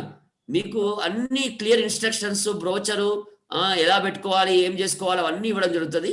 మనము గంటన్నర కార్యక్రమం రోజు ఉంటది. ఆదివారం నుంచి ఆదివారం వరకు గంటన్నర ఉంటుంది. ఆదివారం ప్రతి పొద్దున పెడదామా సాయంత్రం పెడదామా అండి మీ ఉద్దేశం? 1 వీక్ ఉన్నాయా? 1 వీక్ ఉంటదా కంటిన్యూగా? 8 రోజులు కంటిన్యూ. 8 రోజులు పొద్దున ఉంటదన్నయ్య. మనం అందరం అనుకుందాం. మనం ఏమేమనుకుంటున్నాం అంటే పొద్దున మనము 7:30 పెడదామా, 7 to 8:30 పెడదామా, 7:30 to 9 పెడదామా? మీ 3 టైంలో ఏదో ఒక టైం మీరు ప్రపోజ్ చేస్తే, ఎక్కువలో ఎవరు చెప్తే దాన్ని పెడదాం మనం. మీరు బ్రోచర్ లో టైం ఇస్తారు కదా, దాని సెలక్షన్ చేసిన ప్రకారం ఇచ్చేసేయండి ఏదైనా ఒకటి. అట్లా డిసైడ్ చేస్తే చాలా టైం పడుతుంది. మనం క్యాజువల్ డిస్కస్. మార్నింగ్ టైమే బెటర్ అనుకుంటా అన్నయ్య, అందరికి ఫీల్ అవుతుంది. ఈవినింగ్ అంటే ఆఫీస్ లో ఉంటారు కదా మా హస్బెండ్స్. మార్నింగ్ 6 to 7:30 పెడదామా అండి? మనకు యోగ సాధన ఉంటది కదా, 7 to 8 లోపల ఉంటే బాగుంటది. 5:30 to 5 to 6 చేసుకోవాలి 1 వీక్. ఓకే. ఎందుకంటే అందరికి ఆఫీస్ లో పోయే వాళ్ళకి ఈజీ అవుతుంది అనిపిస్తుంది. మనం 6:30 to 8 పెడదాం. అయితే వీళ్ళు ఆఫీస్ లో ఉంటారు. అదే 6:30 to 8 పెడదాం లేకుంటే. అలా అయితే బెటరే అన్నయ్య. ఇంకా ప్రొద్దున 5 to 6 అయినా బెటరే అన్నయ్య. 5 to 6 అయినా బెటరే. 5:30 5 to 6 అందరు చేయలేరు, స్నానాలు అవి అంటారు కాబట్టి పరిచయం అవుతుంది. మనము బెటర్ ఎందుకంటే 7:30 కానీ లేదా 6:30 to 8 కానీ లేదా 7 to 8:30 కానీ ఇట్లా పెట్టుకోవాలి మనం. ఫ్యూచర్లో పంపించినాయి మనం కొనుక్కొచ్చుకోవాలా అన్నయ్య సామాన్ అంతా? ఎవరిది వాళ్ళు మీ ఇంటి దగ్గర చేసుకోవాలంటే నేను అదంతా ఇన్ఫర్మేషన్ ఇస్తాను. నేను మళ్ళీ ఒక సెషన్ పెడదాం, ఇన్ఫర్మేషన్ ఇస్తాను ఎలా పెట్టుకోవాలి, ఎలా చేయాలి. పూజ స్వామీజీ వివిధ వనస్పతులతో చేయాలంటున్నాడు కదా, ఆ వనస్పతులు ఎలా మనం చేద్దాము మీకు ప్రస్తుతం ట్రైనింగ్ పర్పస్ మీకు దగ్గర మీరు అవైలబుల్ తెచ్చుకోండి. తర్వాత మనం హరిద్వార్ నుంచి, బొంబాయి నుంచి, రీసెర్చ్ సెంటర్ నుంచి మనకు అవన్నీ అందుబాటులో పెడతారు. అది కూడా నేను ఇన్ఫర్మేషన్ ఇస్తాను. మనం కొన్ని తెప్పించుకోవచ్చు, మనం పే చేసి కొన్ని తెప్పించుకోవాలి. అర్ధ కిలోలు తయారు చేస్తున్నారు. హవన కుండి కూడా ఉందండి. ఎట్లయితే వాళ్ళు ఇప్పుడు రాగి హవన కుండి మీరు చూస్తున్నారా, అంత పెద్ద రాగి హవన కుండి, చిన్న హవన కుండి కూడా ఉందండి. చిన్న హవన కుండి నియర్లీ 1500 2000 దాకా ఉంది. తర్వాత కొద్ది పెద్ద హవన కుండి 3500 దాకా ఉంది.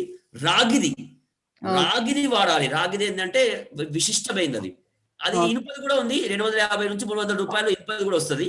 కానీ ఇనుప దానికంటే రోగాలను తీసేసేది ఏంది రాగిది అన్నట్టు. మన ఇలా ఉంటుంది. అది రాగిది కదా. ఇది నేను స్టాండ్ కోసం ఎక్స్ట్రా పెట్టుకున్నాను, కాకపోతే ఇంతవరకే ఉంటుంది. కానీ పూజ స్వామీజీ స్టాండ్ తో పాటు పంపిస్తున్నాడు, చిన్న స్టాండ్ తో పాటు అది పంపిస్తున్నాడు. చాలా బాగుంటది అది. ఇంకెవరి ప్రశ్న ఉందా? మాట్లాడండి విశ్వనాథ్ గారు. ఓం స్వాमीजी, ओम यज्ञदेव स्वामी जी, ओम प्रणाम। आज आपका कक्षा सुन के हमें बहुत आनंदित हुआ, क्योंकि यज्ञ के बारे में तो हम कर्मकांडी में था अभी तक, तो यज्ञ करने से इतना लाभ होता है आज हम जानकारी लिया। क्योंकि बीमारी, बड़ा बड़े बीमारियों को निकालने वाला जो आयुर्वेदिक से नहीं होता है वो यज्ञ से होता है। आज ऐसा हमको एहसास हुआ था, क्योंकि अभी तक हमको मालूम नहीं, डॉक्टर के सिवा कोई भी दुनिया में कोई कर नहीं सकते हैं। ऐसा हम यज्ञ से भी हम बड़े बड़े बीमारियों को हम हटा सकते हैं, ऐसा सुना था। ये सुनने के बाद हमें पूरा रोगानुसार यज्ञ कैसा करना चाहिए, इसमें हम जरूर शामिल होके हम समाज में जो भी अंतिम व्यक्ति है वो लोगों के पास भी यज्ञ ले जाके वो लोगों का जो भी समस्या है और पीड़ित समाज जो भी है, जिस दुर्बलता से और मानसिक और शारीरिक से जो बीमारी से जो पीड़ित है वो लोगों को भी हम सिखा के वो लोगों का भी निवृत्त करने के लिए हम बहुत प्रयत्न करेंगे। और मुझे एक संदेह ऐसा है कि जैसा आपने बताया कि जो यज्ञ में जो हवन सामग्री और समिधा है, जो समिधा में भी आज एक ऐसा लग रहा है कि बहुत लोगों को शंका है, ऐसा मेरा भी थोड़ा शंका था, आज नहीं है, फिर भी एक बार मैं पूछता हूँ, क्योंकि यज्ञ करने से भी वायुमंडल का भी प्रशोधित होता है और ऐसा दुर्विनियोग होता है, ऐसा कई लोगों का मानना है, तो उसका बारे में थोड़ा हमें विस्तार से समझाइए। ओम। मैंने जो सविधा आप अपन इस्तेमाल कर रहे हैं वो पेड़ से आते हैं ना, तो पेड़ का ये होता है एनवायरमेंट डिफॉरेस्टेशन, जैसा डिफॉरेस्टेशन हो जाता है ना, उससे भी पर्यावरण का हानि हो सकता है ना, ऐसा एक हमारा कहने का है, तो उसको आपने आपको बताता हूँ। देखिए, हम अपनी प्राचीन संस्कृति में जाए हैं तो एक हमें गीत बहुत अच्छा देखने को मिलता है, जीते भी लकड़ी मरते भी लकड़ी, देख तमाशा लकड़ी का। आप सब लोगों ने सुना होगा। और हम प्राचीन जीवनचर्या को देखें तो हमारी पूरी जीवनचर्या लकड़ी के साथ जुड़ी हुई थी। चाहे खाना पकाना है तब भी लकड़ी का प्रयोग था, खाट बेड या जो सोने के लिए बनाना वो भी कुर्सी लकड़ी से बनता, कुर्सी टेबल आदि बनाना वो भी लकड़ी से बनता, हमारा घर बनता वो भी लकड़ी से बनता था। मानी सर्वाधिक उस समय में हम लकड़ी का प्रयोग करते थे। और धीरे धीरे आज हम उस लकड़ी को छोड़ करके लोहा, स्टील से लेकर के अनेक प्रकार की धातुओं का हम प्रयोग करने लग गए।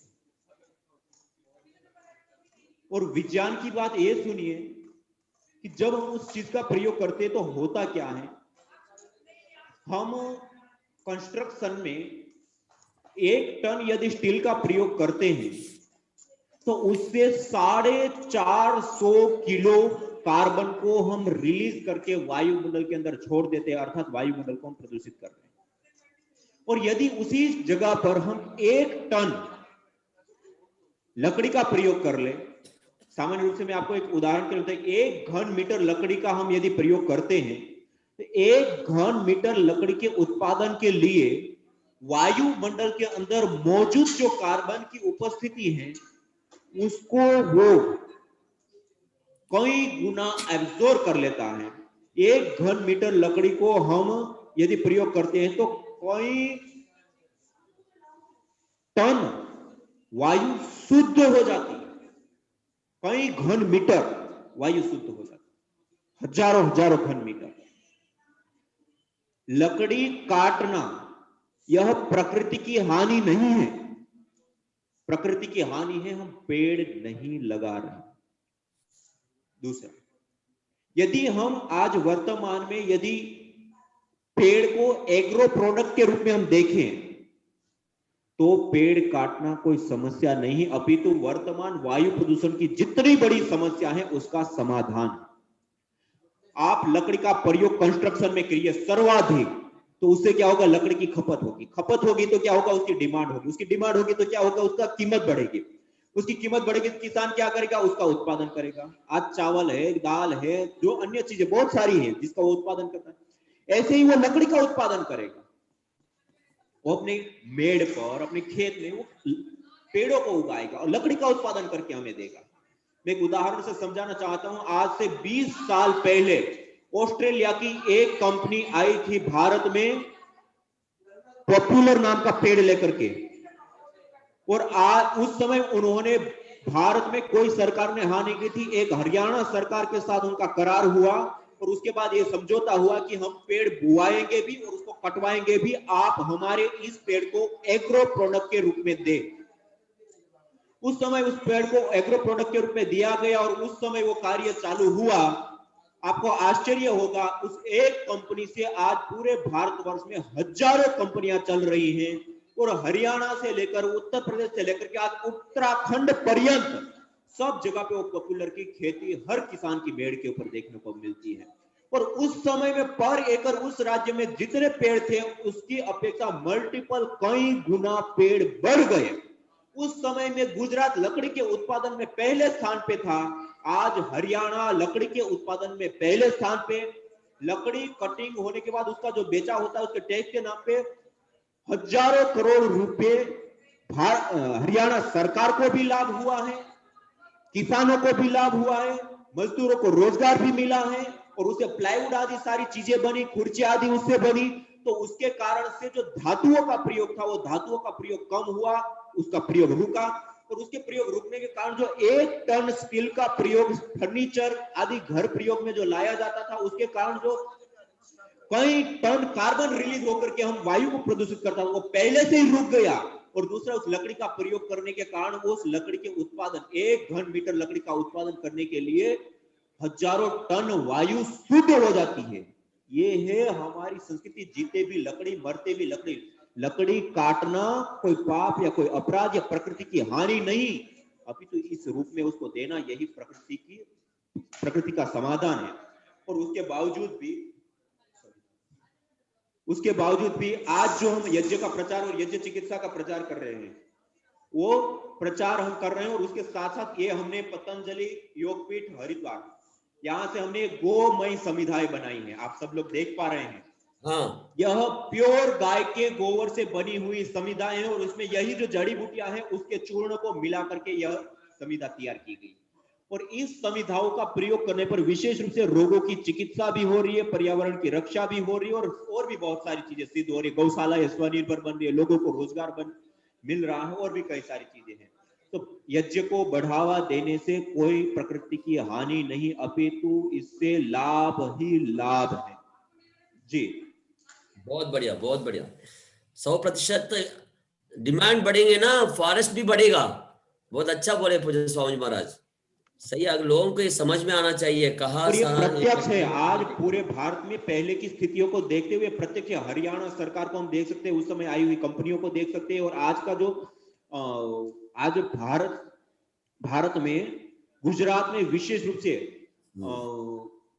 2 ऐसे जिले हैं जहां पर विशेष रूप से उस समय एग्रीकल्चर खेती के रूप में ये एग्रो प्रोडक्ट के रूप में लकड़ी दी गई थी, वो आज भी अग्रसर है और वहां हजारों करोड़ की कंपनियां काम कर रही हैं। प्रतिदिन हजारों करोड़ के पेड़ काटे जा रहे हैं, और फिर भी वहां पे पर एकड़ पेड़ उस साल की अपेक्षा आज कई गुना बढ़े हुए हैं। ये प्रत्यक्ष मतलब देखा हम भारत में देख सकते हैं।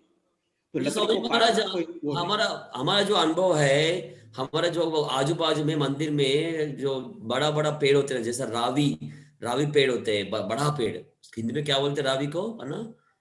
सो इतना बड़ा पेड़ रहने के बाद हम जाके पेड़ मंदिर के पास, जो पेड़ के पास जाके उसको पेड़ को नमस्कार किया, तो ऊपर सूखे हुआ कितने सारा लकड़ी पड़े रहते। वो जो लकड़ी, सूखे हुआ लकड़ी को लेके आके रोज जो इस्तेमाल कर रहे ना, उससे पर्यावरण का हम हानि नहीं कर रहे। तो वेस्ट जा रहा था, उसको हम उपयोग में ला रहे हैं। तो अगर हम इस तरीके से पेड़ के पास जाना, पेड़ से बात करना, पेड़ से प्यार करना, और पेड़ का जो बचे हैं उसको लेके आके हम यज्ञ में, हवन में इस्तेमाल करना, कृतज्ञता से इस्तेमाल करना, ये बहुत बड़ा चीज होते है।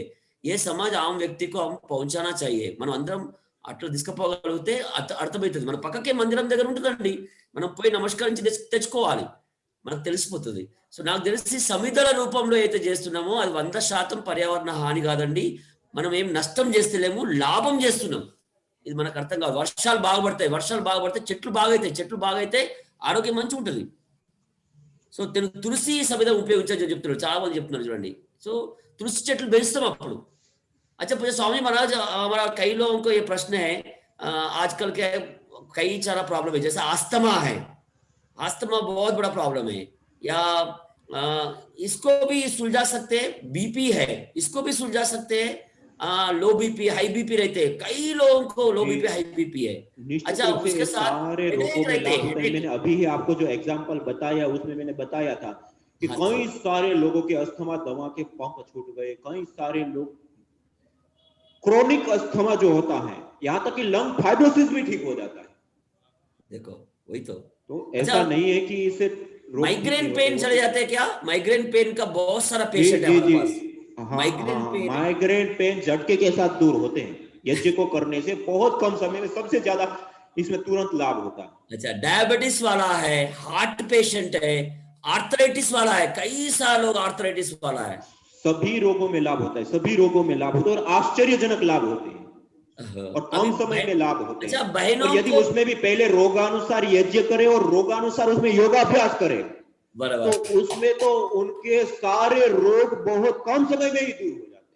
बहुत बढ़िया, बहुत बढ़िया। तो ये इससे हमें समझ में आया हर रोग के लिए यज्ञ के साथ 100% अपने को समाधान मिल जाएगा। मैं तेलंगाना का सभी भाइयों को తెలంగాణలోని సోదరులందరికీ ఇన్వైట్ చేస్తున్నాను 21 నుంచి దొరికే అవకాశాన్ని మిస్ చేయకండి।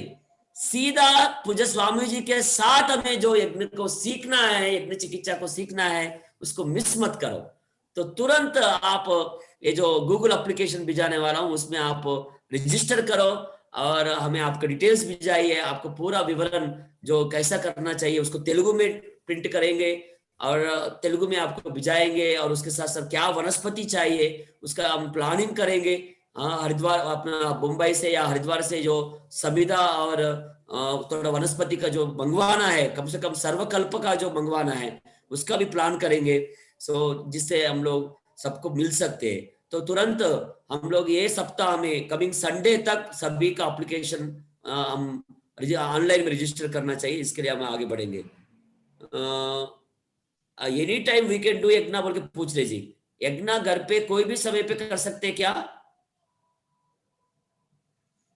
पूज्य स्वामी जी महाराज? और सायंकाल संध्या के समय हमें करना होता है यज्ञ, सुबह या शाम? सुबह और शाम, सुबह और शाम दोनों संध्या के समय, पूजा के समय, पूजा का समय। So Ravi Bhattu garu, I think you make clear that Ravi Bhattu garu morning and evening दोनों समय यज्ञ कर सकते हैं, ऐसा पूज्य स्वामी जी की आंसर है। तो हम लोग सुबह का समय सत्र उठाया है। हम लोग पूज्य स्वामी जी महाराज हम लोग चाहते हैं 6:30 से 8 बजे तक रखेंगे बोलकर, कई लोगों का ये रिक्वेस्ट है 6:30 से 8 बजे तक। हाँ, उसको विचार कर लेंगे। बहुत बहुत धन्यवाद। और कोई प्रश्न है, किसी को पूछना है? कंक्लूड करेंगे। सबके प्रश्न उसी प्रशिक्षण शिविर में लेंगे। बहुत बहुत धन्यवाद। आज की जो सेशन को कंक्लूड करने के लिए मैं तेलंगाना राष्ट्र की जो भारत स्वाभिमान ट्रस्ट की ऑर्गेनाइजिंग सेक्रेटरी है आदरणीय नंदराम कृपाकर जी से मैं विनती करता हूं आज की सेशन को कंक्लूड करें। आदरणीय नंदराम कृपाकर जी।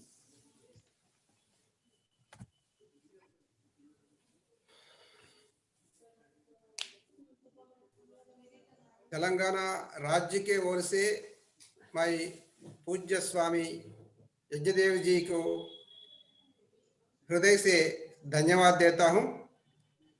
आज यज्ञ के बारे में और रोगानुसार यज्ञ के बारे में, जो जीव रक्षा के लिए, प्रकृति रक्षा के लिए, प्राण रक्षा के लिए यज्ञ का महत्व क्या है, इसके बारे में आज बहुत कुछ जान लिए हैं। और ये प्रेरणा से जो यज्ञ थेरेपी का कार्यक्रम अभी योजना किए हैं उसमें बहुत लोग उस पे जुड़ेंगे और इसका जो हम चाहते हैं सब लोग इससे जुड़ना है और हर गांव और हर घर तक यज्ञ संस्कार फैलाना है। और इसके लिए आपका प्रेरणा बहुत अच्छा। तेलंगाना राज्य के ओर से आपको फिर एक बार हृदय से मैं नमन करता हूँ, धन्यवाद देता हूँ। ओम। अभी तेलंगाना की ओर से वंस अगेन पूज्य स्वामी जी महाराज को हृदय से ओंकार के साथ धन्यवाद बोलेंगे। हम एक साथ हाथ जोड़कर सभी हाथ जोड़ेंगे। वीडियो अनम्यूट कीजिए प्लीज। सभी हाथ जोड़ेंगे एक साथ और एक साथ कहेंगे ओम श्री गुरुभ्यो नमः। बहुत बहुत धन्यवाद। शांति मंत्र के साथ आज की सत्र पूरा करेंगे। और सभी को जानकारी के लिए कल भी एक अभ्यास चल रहे हैं हमारा। कल एक विशेष डॉक्टर आने वाला है। कल का विषय मैं ब्रोचर के साथ आप सबको भिजाऊंगा। बहुत बहुत धन्यवाद। शांति मंत्र कहेंगे ओम देव शांति अंतरिक्षगम शांति, पृथ्वी शांति, आपा शांति, औषधया शांति, वनस्पतया शांति, विश्वे देवा शांति, ब्रह्मा शांति, सर्वगुण शांति, शांतिरेव शांति, सामा शांतिरेधि। ओम शांति शांति शांति। ओम श्री गुरुभ्यो नमः। सर्वे जना सुखिनो भवन्तु। बोलो भारत माता की जय। गौ माता की पालन करेंगे। अपने अपने माता पिता की जय। सब साधु संतन की जय। गुरु परंपरा की जय। वंदे मातरम, वंदे मातरम। बोलो स्वतंत्र भारत माता की జై. అందరికీ చాలా చాలా ధన్యవాదాలండి. అద్భుతమైన సెషన్. దయచేసి అన్ని జిల్లాల వాళ్ళు స్పందించాలి. అన్ని జిల్లాల నుంచి ప్రతినిధులు తక్కువలో తక్కువ 10 మంది, ఎక్కువలో ఎక్కువ 50 మంది అవకాశం అండి. 10 మంది నుంచి 50 మంది తీసుకుందాం. మీరు అప్లికేషన్ నింపితేనే అవకాశం వస్తుంది, లేకుంటే రాదు. మార్నింగ్ షార్ప్ 6:30కి స్టార్ట్ అవుతుందండి, 8 o'clock అయిపోతుంది. ఇందులో ఏమన్నా సంశయం ఉంది ఇంకా ముందుకు జరుపుకుందామంటే ఎక్కువ మంది ఒపీనియన్ బట్టి జరుపుదాం. పూజ స్వామీజీ కూడా టైం షెడ్యూల్ టైట్ ఉంటుంది, అయినా మనకి స్వామీజీతో డిస్కస్ చేసి మనం టైం పెట్టే ప్రయత్నం చేస్తున్నాము. కాబట్టి ఎందుకంటే ఎప్పుడైనా స్వామి రామదేవ్ బాబు పిలుస్తారు. మనం ఏదైతే కార్యక్రమం చేస్తున్నామో 500 కుటుంబాలతో చేస్తే ఒక చరిత్ర అవుతుంది. డౌట్ లేదండి, స్వామి రామదేవ్ బాబా గారు కూడా ఒక రోజు పక్క వస్తారు వీళ్ళు. సో ఇంతకుముందు సునమస్కార ఉద్యమం ఒక విధానము, కానీ ఇది యజ్ఞంలో అయితే స్వామీజీ స్వయం వస్తాడు, తిరుగులేదు. కాబట్టి అన్ని జిల్లాల ప్రభారీలకు నేను విన్నపం చేస్తున్నాను, దయచేసి నెగ్లెక్ట్ చేయకుండా సెలెక్ట్ చేయండి. ముఖ్యమైన వాళ్ళని సెలెక్ట్ చేయండి, శ్రద్ధ ఉన్న వాళ్ళని సెలెక్ట్ చేయండి. వాళ్ళకి మనం నేర్పించి వాళ్ళ ద్వారా మనం వేల మంది దగ్గర తీసుకుపోవాలి. సో అట్లాంటి ప్లాన్ చేద్దామని చెప్తూ, ఇందులో రాజిరెడ్డి గారు, మన ఏదైతే భారస్వాభిమాన కార్యాలయంలో ఉన్నటువంటి అన్నయ్య, సో చక్కని ప్లాన్ చేస్తారని, అన్ని జిల్లాల వాళ్ళు కూడా ప్రభావాన్ని ప్రారంభం చేస్తారని కోరుకుంటూ, సో సెషన్ ముగిద్దామండి. రేపు డాక్టర్ విశేషం నేను బ్రోచర్లో పెడతాను. రేపు షార్ప్ మనం 5:45 కలుద్దాం. बहुत बहुत धन्यवाद.